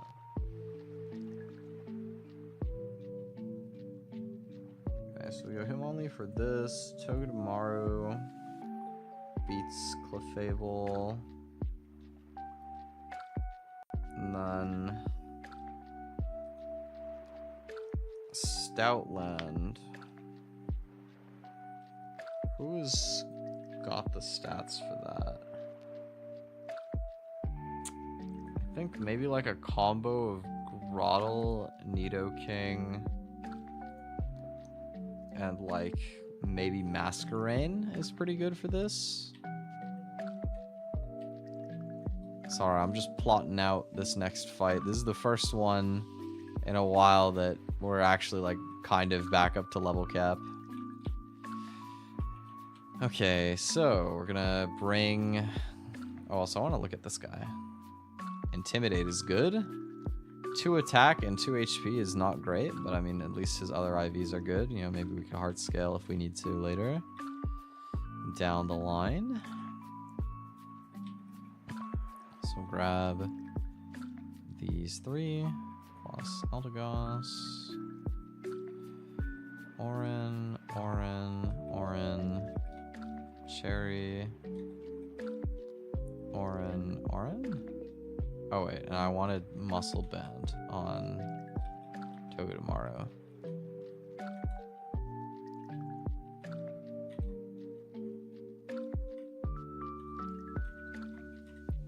Okay. Let's fight this guy. So we're gonna go for Magical Leaf. And then we're gonna do it again. Stoutland comes out. Stoutland right now sees Body Slam as a highest damage option. It could also Howl, which would be not cool. Wait, I see a line. I go here on the Howl. So this is neutral. Neutral Stoutland enemy does not kill. I can Scary Face. So now his speed is back to normal. That means that Hitmonlee would outspeed and kill. So now I'm gonna go into Togedemaru here. On the Body Slam, it'll fake out for damage. This should always be Submission, which is the only safe move that I can come in on. And now Low Kick kills. This baits Clefable. I go here on the Fairy move. And I fake out and Smart Strike for the kill. This now is, what, Earth Power? Exactly, from Probopass. It was not my original plan to do it this way, but I just go Grottle. And I Sand Tomb. Power Gem did a lot because of Sand Force, eh? 39 on maximum roll. I should live, and then another Sand Tomb plus the Tick should maybe kill? Not quite. Okay, this is now random move, I think. Yes. Nidoking never dies to anything except for Earth Power crit. Flash Cannon, we're good. And I'm faster, and I just draw on. Okay, cool. Got the win over him. We get some very wise glasses right here, and this guy's like, have you seen my glasses? These are black glasses, and it's like, I just picked up the wise ones right there. But, I mean, I guess those aren't the ones he dropped either. Or the game just wants you to steal his glasses. I don't know. I mean, it really could be either one. Maybe they just really don't like this random nerd guy. They're like, man, this guy doesn't deserve his glasses. Keep that. Alright. Let's bring Mr. Vivillon back. So we get another encounter here. We also get protective pads, which is very random, but a cool thing. I often forget about that. I don't think I've even used it yet. But okay, repellent off. Let's see what we get. Invert and turf. Gonna be... Bro. Oh my god. Really? Nidoking and Nidoqueen, hey? Oh, okay. This is about as close to getting the exact same Pokemon twice as you could possibly get, I think. I mean, on the bright side, if one dies, I can kind of just, like, pretend that didn't happen. But that is... Okay, sure. Blueberry. Interesting for sure. This one I guess will like delay evolution for better moves or something. Neutral nature, pretty terrible IVs. What does Nidorina get? Anything that sets it apart? It's like the more special variant, so it would get like Earth Power and Sludge Bomb instead of Drill Run and Poison Jab. There's not really much to delay for. I mean, we can get Earth Power in time for Watson. So, like, I guess it's kind of funny to have two of these.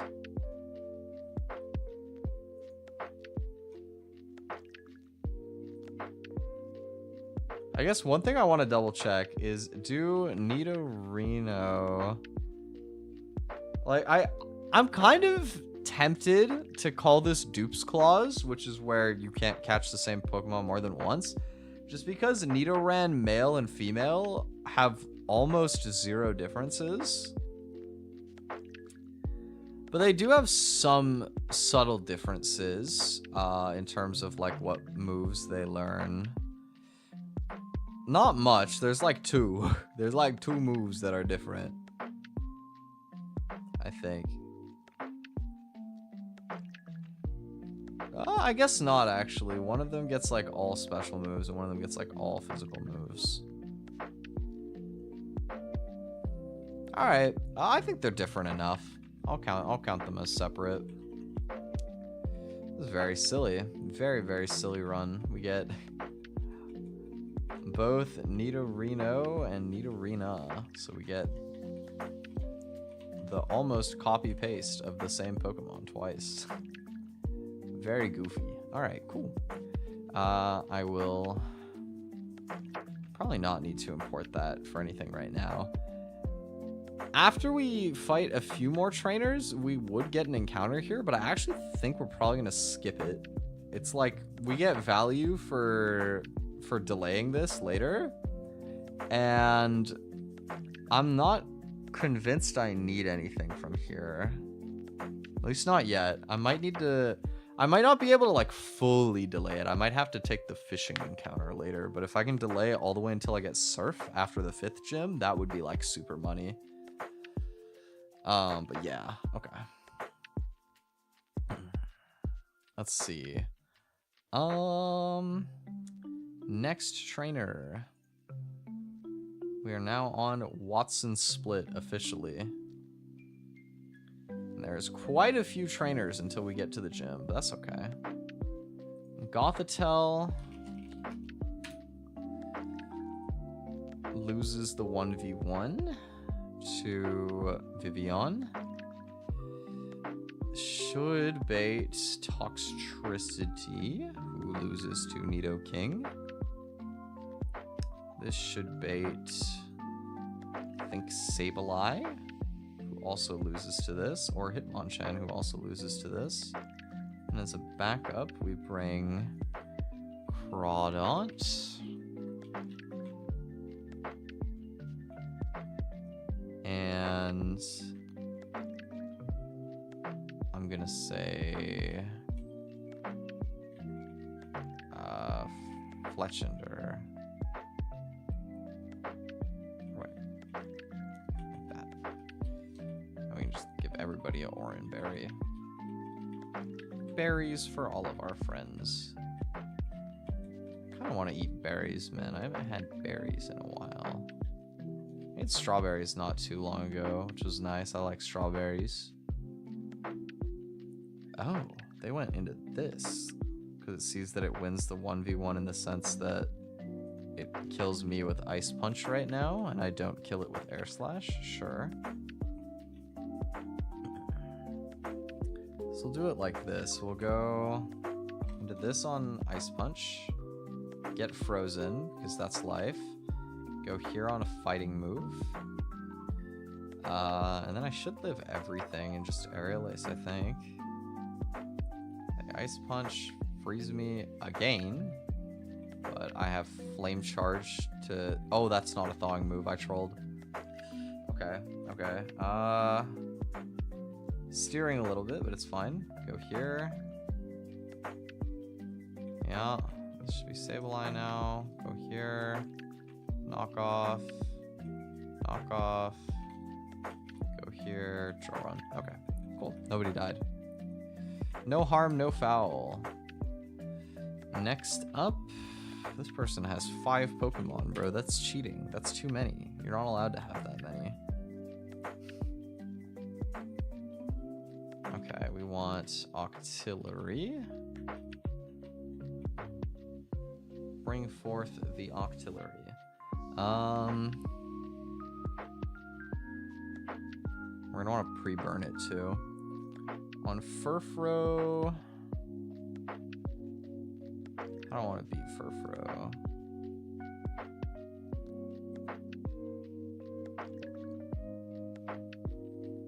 Maybe like Masquerain is a part of that. Nidoking for Lucario. Nidoking is also really good into Manectric if I can weave it properly. But that could be tricky.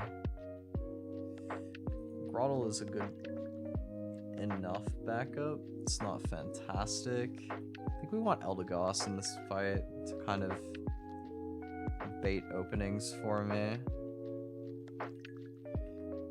Oh, it might be worth leveling up my Sandile. I forgot that I had this dude. Wait, okay, let's see. So Krokorok is at level 30, or sorry, Crocodile is at level 36, but we can afford to delay all the way to get Rock Slide now. The only sad thing is that we won't be able to get high horsepower for Watson, but I don't think we need it, if I'm being honest. I think we have enough other ground types that will be fine. So let's go ahead and level this guy up. Where's my Everstone at? Here we are. Let's level up the barbecue. Payback. Overbite, sure. Scary Face, nah. Stomping Tantrum. Oh, I forgot this thing gets Stomping Tantrum too. I'm like Major League chillin'. Crunch. Yeah, Rock Slide. And then take this. And Evolve. Should give me some safer lines. Let's export my new lizard friend. Just as I was talking about my lizard earlier. It's kind of fun. This thing destroys Boltund, which is great. Like 100-0 matchup. Okay, so we want Octillery lead. We definitely want Nidoking on the Lucario. And maybe also on the Manectric. I think Eldegoss should allow me to like enable that to happen, probably. By proccing a speed drop for me. And then it's a question of how I'm beating this Furfrou. Togedemaru has a really good matchup, so I think I'll do Togedemaru Manectric to just like even further swing variance for myself. And I think we'll be fine.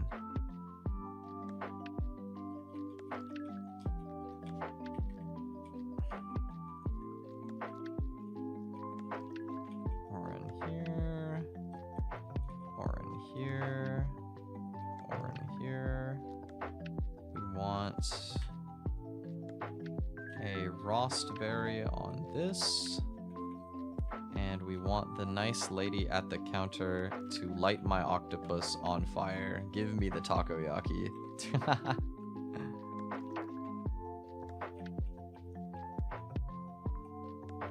So he's guaranteed a wild charge. I don't think we're ever dead to crit. Yeah, and then with the recoil, we get the kill with Octazooka. This is perfect because it should always be Thunderbolt. And now we draw run. Goodbye. Furfrou, I will go here on the return. Go here on attract. Okay. Get another intimidate. And I will stay in for one turn because I thought they would return or attract again, but they don't. All good. Fake out. Nuzzle. Go for Smart Strike. Alright, beat that. Lucario. Okay, Lucario. I think what we want to be doing here is we go into Eldegoss to get a speed drop. Then we go into Nidoking. Get crit, almost die. But this has no priority moves. It is slower than me. And I one-shot it with Draw Run. That was not even close. Not scared at all. But yeah, and then we just kill Boltund. Okay. Yeah, no sweat. I was not even slightly nervous there. We're chilling. Yeah. Okay. Who's next? Oh, it's this double battle. Oh, this one is diabolical. All right. This one's a tricky battle.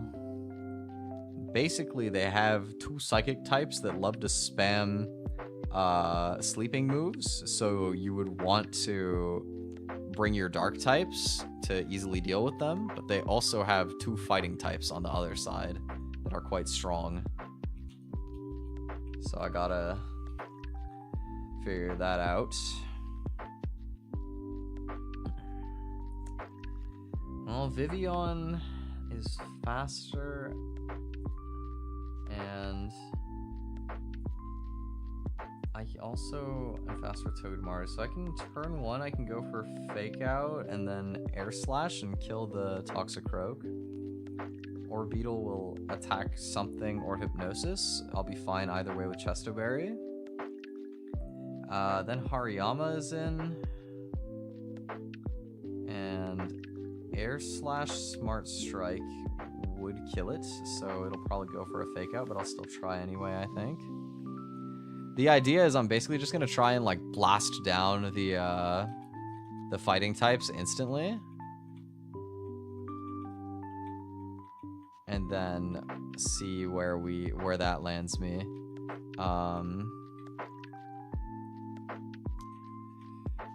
Crocorock can safely come in on the Vivian slot, because that would only ever get hit by Rock Slide. The other side is more in the air, so I'll go Throttle for that. And then I like probably Masquerain and Crawdaunt or Lanoon for these pesky psychic types. Lanoon is faster, so I think Lanoon is better. I think.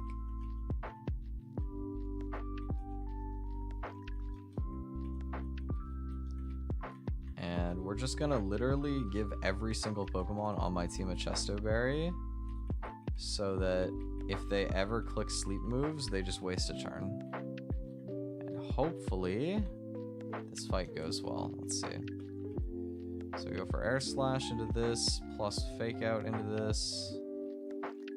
They Hypnosis me, but it's fine. The only downside with that is I did not realize that that is faster than me and could create a troublesome scenario for me where it puts my Vivian to sleep and then Rock Slides and kills me. So now I have to be careful of that. Hariyama into Togedemaru does not see a kill, so this is, I think, always a Rock Slide. So I can go here and Smart Strike this turn, I think, for damage.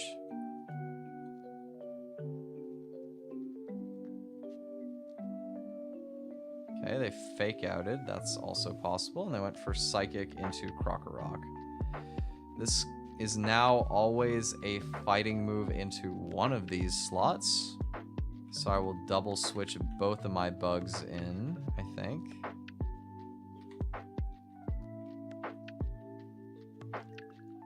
So they Bug Buzz and Wake Up Slap. I will now switch back into Togedemaru and Protect on the Rock Slide.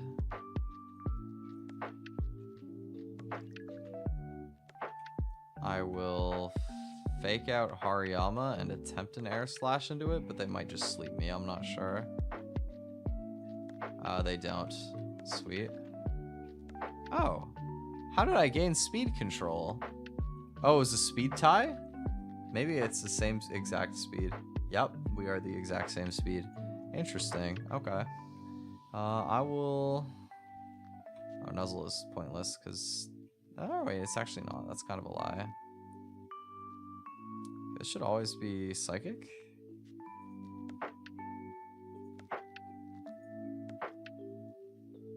Into this slot. If I attack Spark with this. Yeah, okay. We go for Smart Strike and we switch into Lanoon. As they go for Hypnosis. Now we Smart Strike and Night Slash. Double up kills. Then Hypno comes in. Night Slash and Smart Strike doesn't quite kill, but Dazzling Gleam crit never kills me either, so I don't care. Oh, we just get a high roll, so we kill. Easy. Alright. That's a good fight to win. We're kind of like past the point where I can just like chat so nonchalantly. I'm sorry. This game has a stranglehold on my brain. And so I haven't gotten a run out of the early game in so long. It's actually really cool that I got this run on stream. So I'm just kind of enjoying myself right now. Electivire. Okay, let's take a look. Nidoking is mostly safe here. Ice Punch can freeze me if I get unlucky.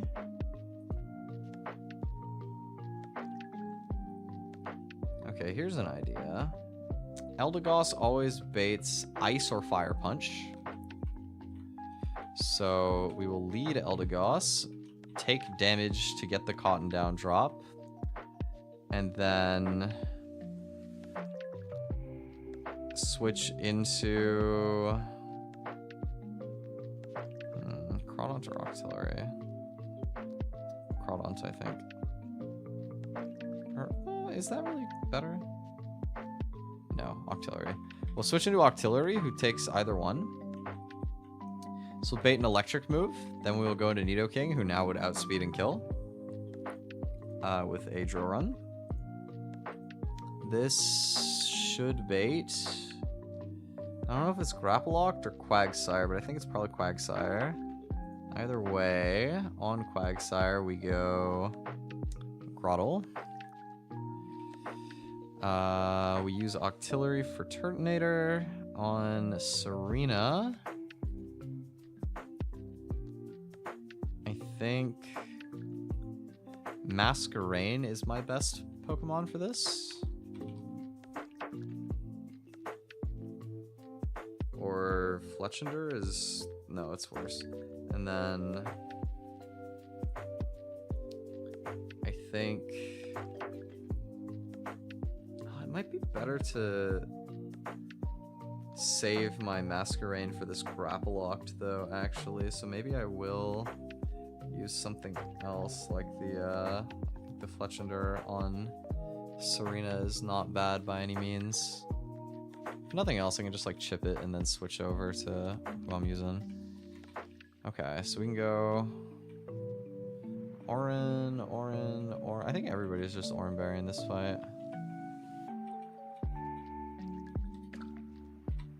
Yeah, go. So here, they're gonna damage me and I'll just go for Synthesis to like heal it off. Now their speed dropped. I'll go here on Ice Punch. No freeze is great. I go here and I drill run, kill. Boom. This is Liquidation. Not really what I want to see.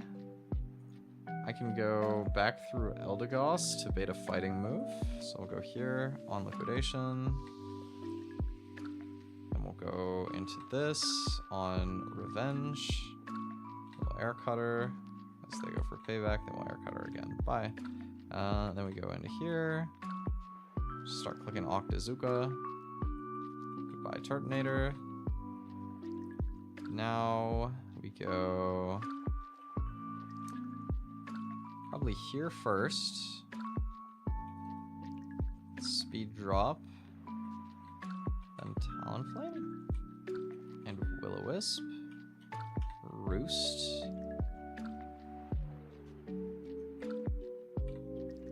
Oh, I crit him. Big. Absolutely got him. And then Quagsire. Set up a curse. In that case, I think Seed Bomb is still stronger. Yep. They don't freeze me. GG. Alright, cool. That fight's a little spooky because of like random Ice Punch freeze shenanigans being possible, but even if I got frozen there, I think I probably could have like gone Octillery on Ice Punch and then gone Eldegoss on Earthquake and then finished it with like Magical Leaf or something. I think I had lines there regardless. That's like the fun thing about this game, is that it's just like these puzzles have so many ways to solve and they're always different in some way or another because of the fact that, you know, you're never gonna have like the exact same Pokemon in any 2 given runs. Okay.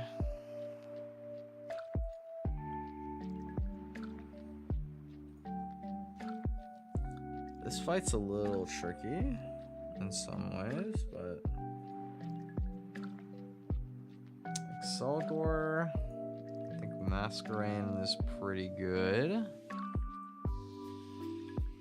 Like maybe Pecha Berry to cover for Sludge Bomb poison. Should bait Dodrio. I can go.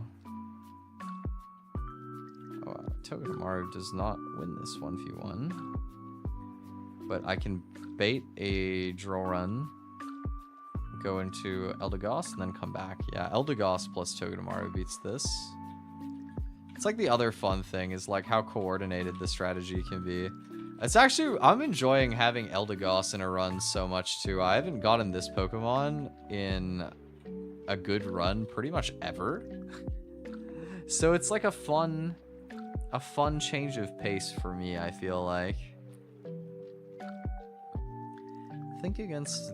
And then in this position, I can always go for Nuzzle, and if they snarl or nasty plot, it's fine. And then I just go into Hitmonlee and kill because I'm faster. Yeah, okay. I think I have a guaranteed win against this trainer, which is always appreciated. Always a good thing to not lose. Alright. So we go for Air Cutter. I brought a Petraberry just for that. Okay, I got low enough that it saw killing range. That's fine, because now I can just go straight into Hitmonlee.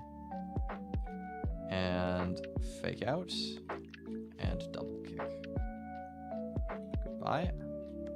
This is now never drill run, right? Into Hitmonlee? Nope, it could in fact be drill run. How do I secure myself? How do I get into a safe position? I go into Grottle.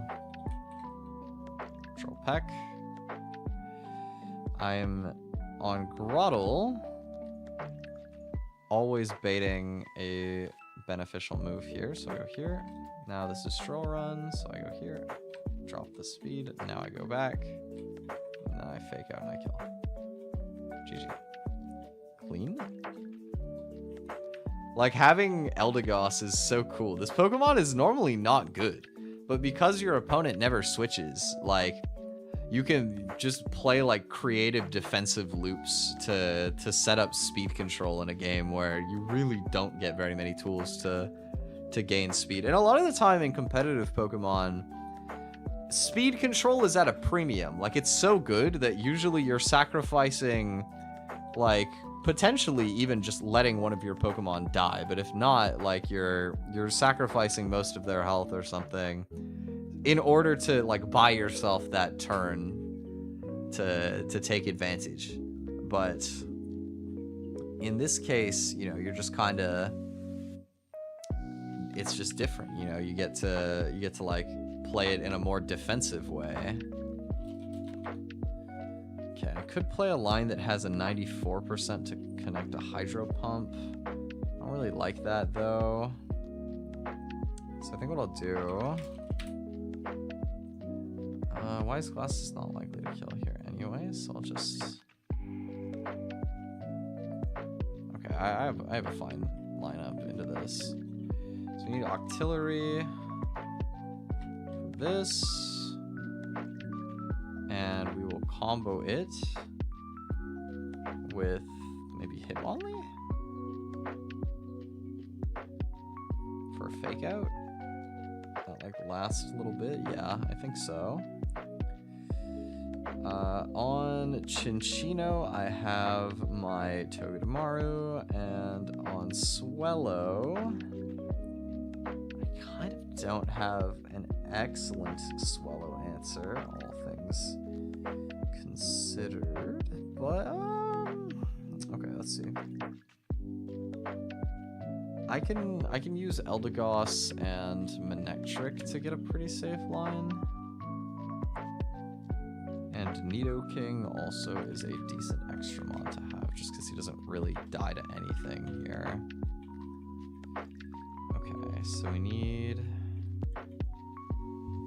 Oranberry on these three. I want Chesto on this. Oran, Chesto here. And then, once again, I would like you to set the octopus on fire, please. Thank you.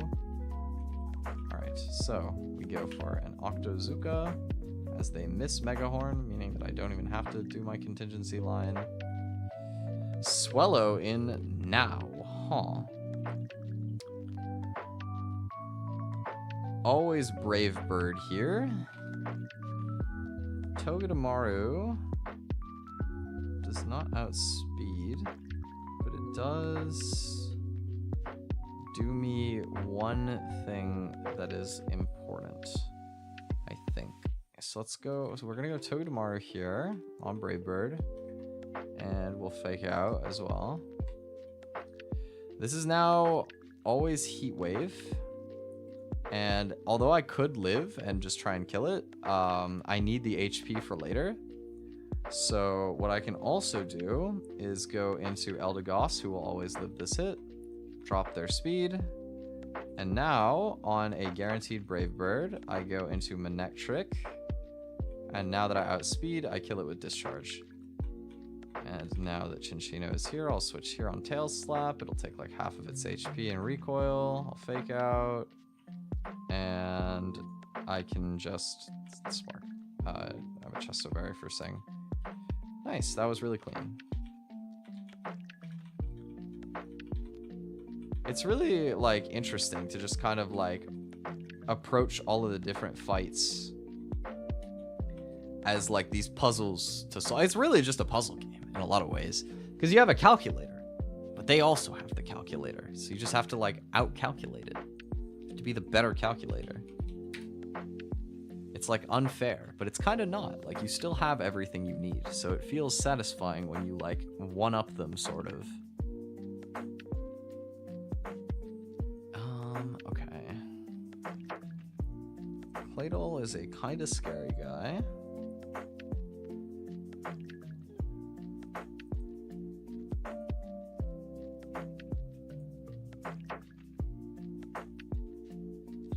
Very tricky. No worries, Ender. Thanks for hanging out. Have a good sleep. Okay, let's see.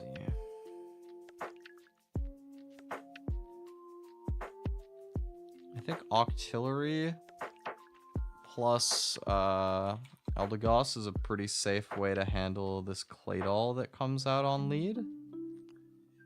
Like I go for an Octazooka, and then I switch on the Earth Power into, I think, maybe Wise Glasses on the Octazooka as well for extra damage. We go out into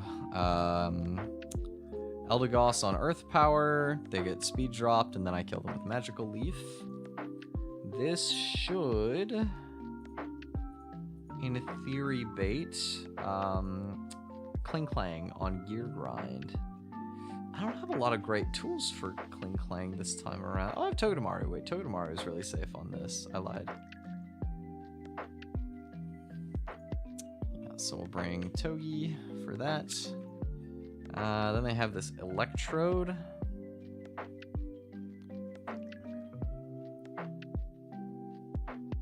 In general, my Nidoking is fairly safe into that. It's not like 100% safe, I guess, but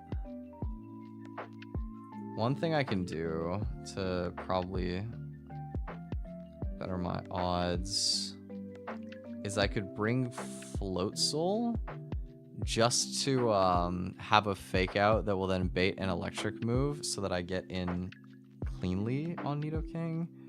Then it'll be Frostlass, and Crawdaunt is a really good answer to Frostlass, like very safe. So we'll go Big Craw, bring the Floatzel here. We need a Rostberry on Crawdaunt. This, yeah, that's fine. Or on this matters. Okay, let's do it. We're gonna go for Octazooka as the Earth Power, and we'll go here to play around like getting crit. Klang Klang in. I go here on Gear Grind for some Iron Barbs stuff. Finish that. Okay, this should always be Foul Play. Does a lot, but hopefully we get Electro Ball. Perfect. With the extra chip, that's a guaranteed kill. Now we go here on Ice Beam. No freeze. They go for Thunder Wave and get the full para. The double full. Oh my. Am I fucked? Let me think. That is so unlucky, bro. Thunder Wave into 2 paralysis. I thought it would go for the Will-O-Wisp just because I have only physical attacks, but I guess not. Okay, it's always Hex. Togedemaru will take like 25 and then get a Oranberry heal. I am slower though. What I could do is I can go Eldegoss on Hex because it won't do that much damage to get a Cotton Down drop. Ice Beam never kills me here. And I kind of need the chip. And I think they're likely to go for Thunder Wave because I'm faster and they don't have a kill. I lied, I'm slower, so they do not Thunder Wave. That was troll. I don't get crit though, but I do get frozen because nothing can go right in this fight. This Ice Beam again, I think. Nope, it's Hex because of course, because the freeze damage, yes. Okay, I've got to get a Smart Strike in here now that I'm faster. They get Cursed Body on me. No crit though, and Ice Spark. Oh my god, that trainer is always so scary because of bad luck, dude. I should have actually just, because I had enough HP on everything else, I should have been Cherry Berry just to avoid getting cheesed by Thunder Wave like that. Because that was spooky. If I got unluckier there, I could have lost something to a crit. But it didn't happen, so we're fine. Oh, I have a weird dilemma on this upcoming fight. Normally this upcoming fight is actually not that hard, because you can, like, basically just spam Rock Slide with, like, Dreadnought or, like, Karakos or Tortuga usually do it. But I don't have either of them. My Dreadnought died. So this could actually get kind of complicated pretty quickly. This could get very complicated. Alright, let's think. Emolga, it is weak to Ice Beam, which I have access to. Fake Out plus, like, Wise Glasses, I think? If I go Wise Glasses on my Float Soul, 60 damage plus 14 is 74. It's not guaranteed. What if I also Silk Scarf my Togedemaru? 60 plus 17. Okay, it's not guaranteed. Oh, I have Never Melt Ice. Wait, that's stronger. Okay, 66 plus 17. That's 76. Yeah, it'll always kill. Can I do it with Muscle Band? 66 plus 16. That is 76. Exactly 82. So we're gonna have to lead with these two. Basically, the main challenge of the upcoming fight is there's going to be 3 Pokemon that have a trait that makes them immune to electric. In this case, it is Lightning Rod on Seaking, Volt Absorb on Lantern, and a Ground type Marowak. And an Emolga that only has Discharge and will just spam really fast Discharge to boost up its teammates, which is quite spooky. Left unchecked, of course. So we're gonna play a line that takes out the Emolga turn 1.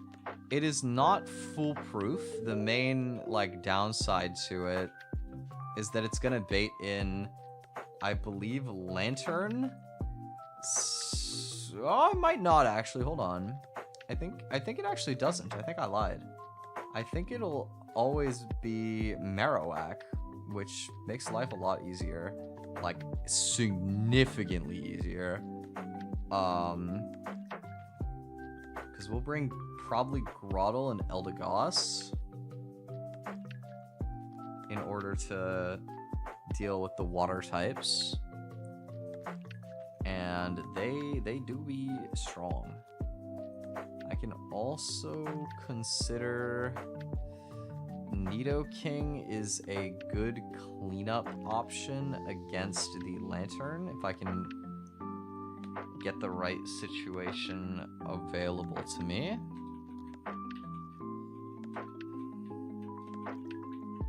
And as a last Pokemon, what do I want?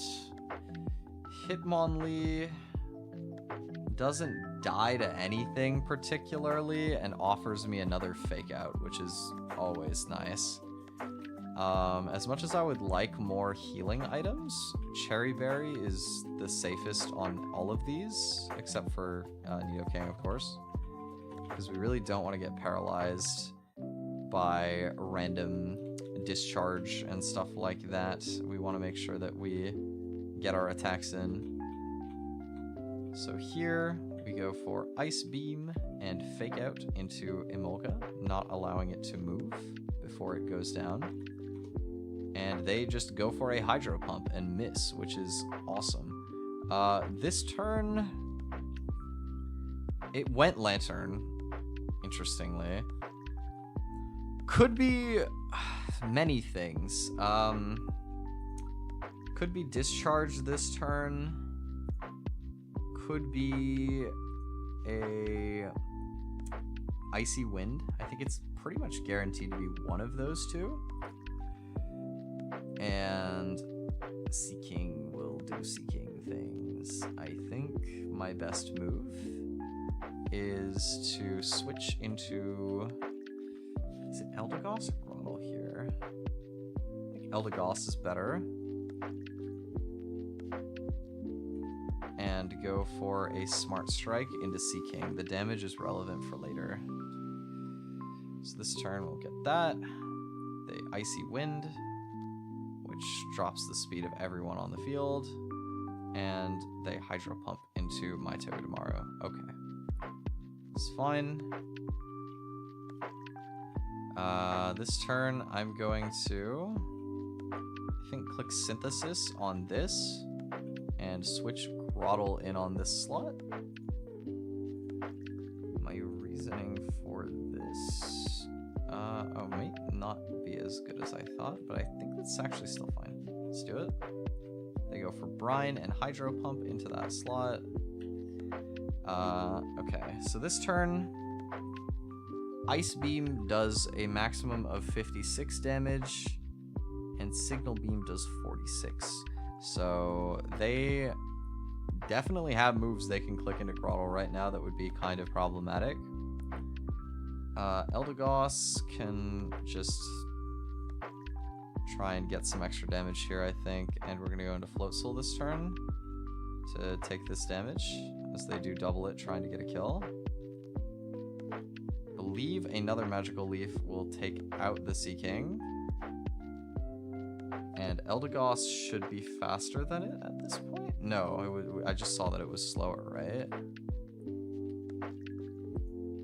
Yeah, because of my Icy Wind speed drop. And I have to switch this because it's dead to Discharge, I think. So now we're expecting Discharge this turn, and then I don't know what Seeking's gonna do. I think my HP on Grotle is valuable, so I think that Hitmonlee is the best switch. So they go for this. Oh, that boosts their special attack. I kind of forgot about that. Oh, but that I forgot, because they went for that. I got a Cotton Down speed drop, allowing me to outspeed and handle it. Perfect. Okay. So, Marowak is in this turn, and is a kind of threatening dude. I want to start getting damage right away, so I'll Magical Leaf, and I'm going to fake out the Lantern, because I don't want it to boost him. So they go for Bone Rush into my Hitmonlee. Oh my god, I forgot that move can hit 5 times. That was troll. Oh my god. Okay, well, now we know that they're going to be attacking into Hitmonlee. It is random move, probably for both, which is pretty damn scary. I think Brine might have an incentive for lower HP, but I'm not 100% about that. I don't know if anything can, like, safely switch into both hits. Grotle takes a maximum of 42 from this. Is there any moves that don't kill Hitmonlee? Signal Beam does not. Okay, it's guaranteed not Signal Beam, and I think it's guaranteed not Icy Wind too. So that means that Grotle will take very little damage from Lantern. I think Grottle will live the turn. They go for Ice Beam. That's worst case scenario for random move. I get Magical Leaf. Boink. And it is gonna be, what is it, Brine? Brine. Does that kill me at lower HP? Oh shit. Oh my god, okay. So the problem is that it's random move again. Like true random move. I think the right play is to risk Nidoking because I have Nidoqueen in my box. So I will do that. Oh, Ancient Power. Okay, perfect. Don't boost. Fuck off, bro. Ain't no way. He got the boost. Okay.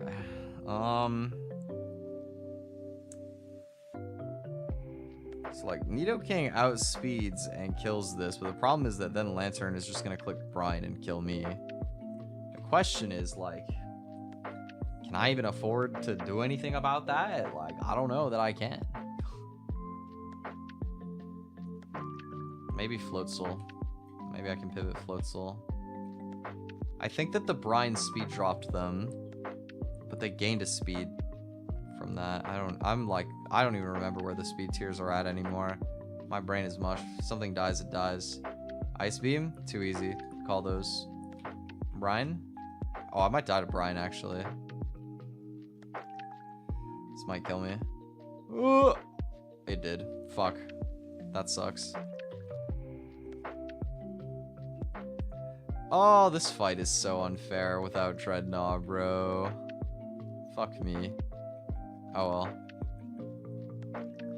That's 3 deaths. And they're all my water types. All my waters keep dying, man. Now I just have this stupid octopus, and he's like everything I have. I mean, if the run stays afloat, then it'll be fine, because like I can get a billion encounters for water types by surfing later in the run. If anybody is gonna die early, the waters are usually good as long as I manage to not lose the run.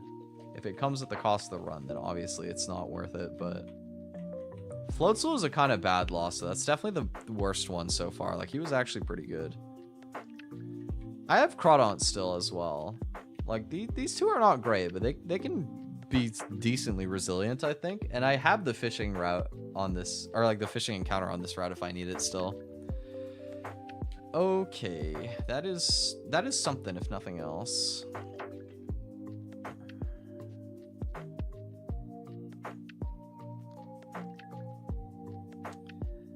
Alright, so we are now at the next major boss fight. It is a really hard one.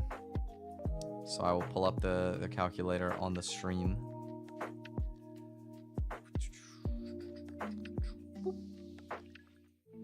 Welcome back. Welcome back. Here we have Lepra. Let me get my calculator up to date with all of my guys. Now no longer including Floatzel. RIP, my bro. Losing that sucks. He's one of my fastest Pokemon too. Get a lot of good stuff on him, but okay. Lapras is a tricky one to beat. However, 114 plus 13 is 127. I have actually the perfect answer in Hitmonlee. Outspeeds kills. Incredible.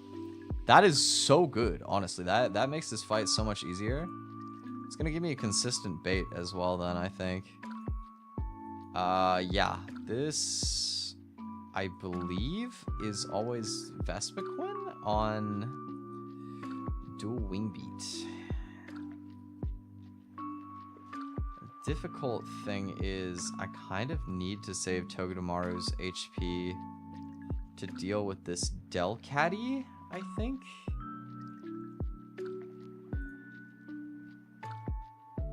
Because this thing is so menacing. It is incredibly strong. Delcatty got hands. Let it be known. So I kind of need Togedemaru to clutch up for that.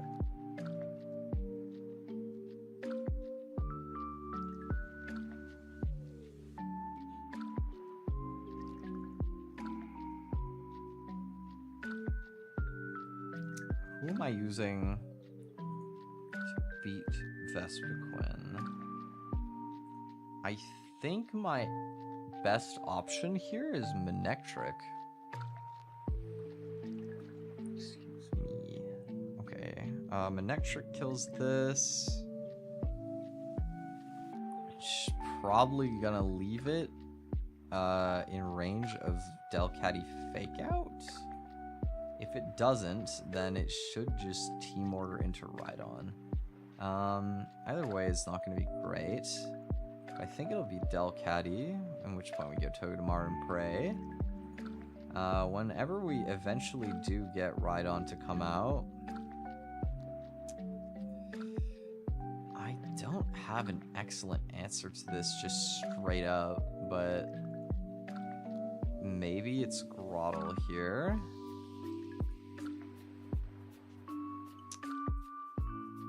My Octillery is slower, unfortunately. I need Crawdaunt for the Slowbro. Black Glasses, 62% to Oko. I'll probably gamble that. Togekiss. Who am I beating Togekiss with? I have no idea. In this box? Oh, Nidoking maybe. Nidoking has decent odds to fraud it. I think it's Groddle and Groddle is slower though, admittedly. I mean, this Eldegoss is just so weak, bro.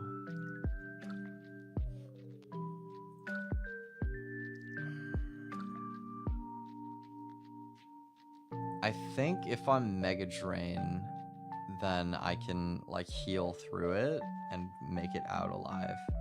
Alright, I think this is my line. I have HP on Hitmonlee that could come into play somewhere as well.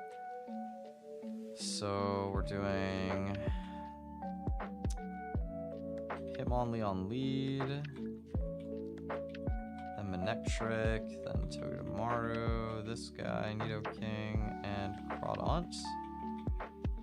We will go for Black Glassies on this. Let me just heal my team. My team is actually like on life support right now. On God. Oranberry on this, and this. Yeah, just Oranberry, everybody. Okay. Alright, let's see if I get rolled by Shell. I will switch back over to the game music because I've been doing that every other time, so I feel like I may as well.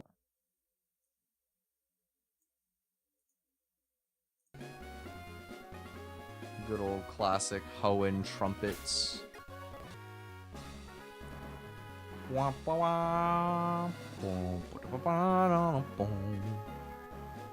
Here is the extra rival that they added to this game just because they're mean. I can't believe it. I keep losing to Mobille's gym leader Watson again and again. I'm not that bad of a trainer. I'm better than the average for sure. I'm so frustrated. You're a trainer, right? A good one? We are battling right now. And now you just have to fight this absolutely just demon team. Concocted some diabolical strats. Most of the Pokemon on this team are designed in a way that makes it so that they're manageable if you don't get unlucky, but there's like a billion ways for you to get unlucky. There's a lot of variance in this fight. And it is not very cool of them. I don't appreciate it. Okay, it baited Togekiss.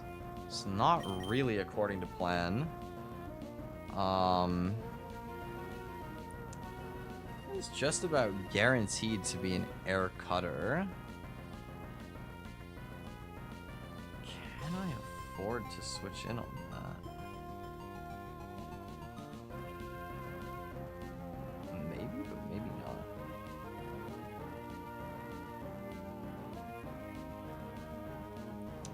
I'm considering pivoting through Manectric. It's gonna be very sketch later in the fight, though, because I need Manectric to use his HP wisely. He doesn't beat this Vespiquen that comfortably. So if I take the extra damage now, I don't know that it'll actually. I don't know that I can do that. Okay. Let's consider some other options then. If we go into Togedemaru, it will only deal an extra 10% damage. And then, can I still beat Delcatty without that extra 10%? It might play into my favor in some ways, because it'll make my Oranberry proc earlier. I'm gonna do this. I don't know if it's correct, but it feels correct to me. They do get the crit. It's 50%, so it's fairly likely. I will fake out his free damage. And now this is probably Mystical Fire, which is still strong, but not as strong. Yeah. Do they crit? No. Am I dead to the Air Cutter crit here? Like half of the time. This is pretty bad, but I really don't think there's much I can do other than just try and get it. They do get the high roll crit. Really unlucky. That's super unlucky.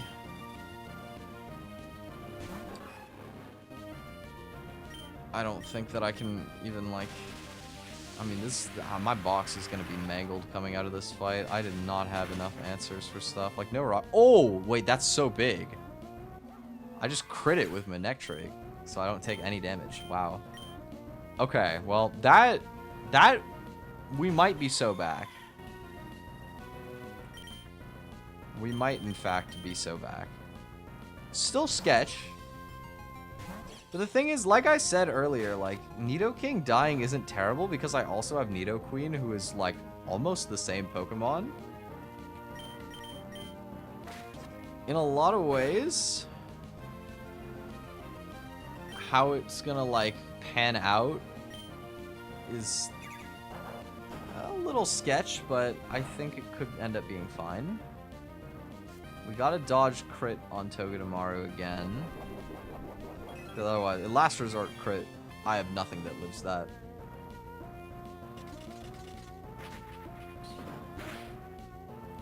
Also, max damage roll can kill me, but I don't have anything else I can do. We just have to dodge it. Whew, I thought, bro. I thought they got it. Oh my god. Oh my god. I do wonder if I could have gone for Nuzzle. Like, if I could have gone for Nuzzle on that first Smart Strike turn instead, and then maybe Smart Strike still would have killed them there. I think I could have. Okay, this is likely to be Stealth Rock. But it could be a few things. They do Double Edge. That is kind of worse. Not gonna lie, that is more than kind of worse. I might be fucked. Oh, we gotta steer. We gotta Mega Drain. Okay, they Stealth Rock now. That's good. That's good. I need them to spend a turn not attacking. Normally, you play this fight trying to do everything in your power to not have them set up Stealth Rock. I can't afford that right now. Oh my god, I was calculating in sand for some reason. I had it on for so long. Okay, well. Throttle makes it out.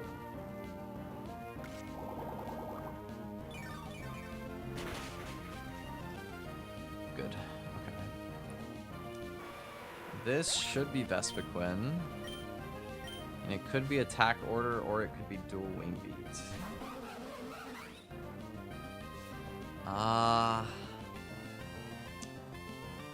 If it's attack order and I get unlucky, we could lose Manectric, but I don't have any HP on Togedemaru, so I can't really do any safe baits. Oh, I forgot about rocks. Okay. Well.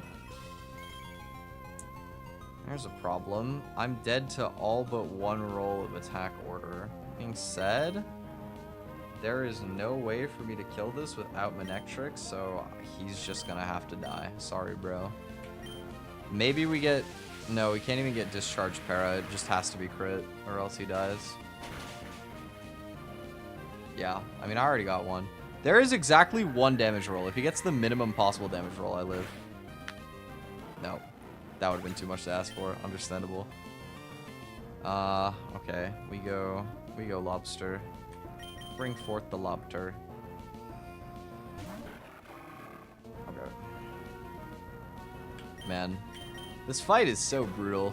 It's so hard not to lose stuff to it.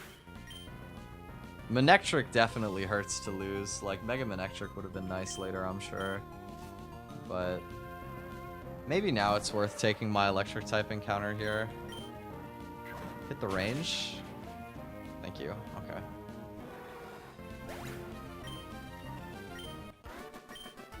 Oof, man. Normally I would reset any run that has 5 deaths by shell, but I mean this one, I don't know, it's kind of different.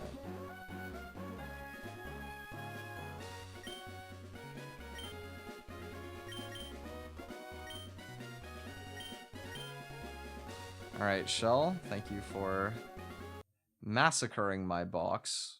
Rude, but understandable. Have a nice day.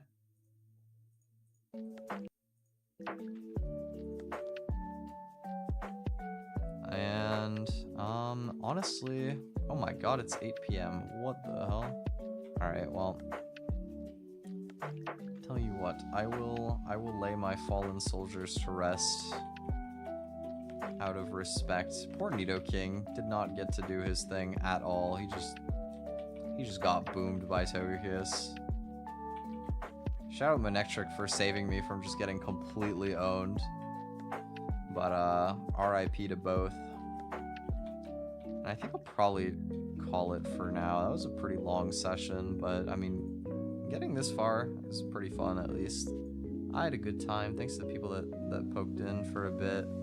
I'm gonna hop off for the night. I'll probably be back tomorrow for one more before I go on vacation. But yeah, thanks for hanging, and I'll see you later. Bye.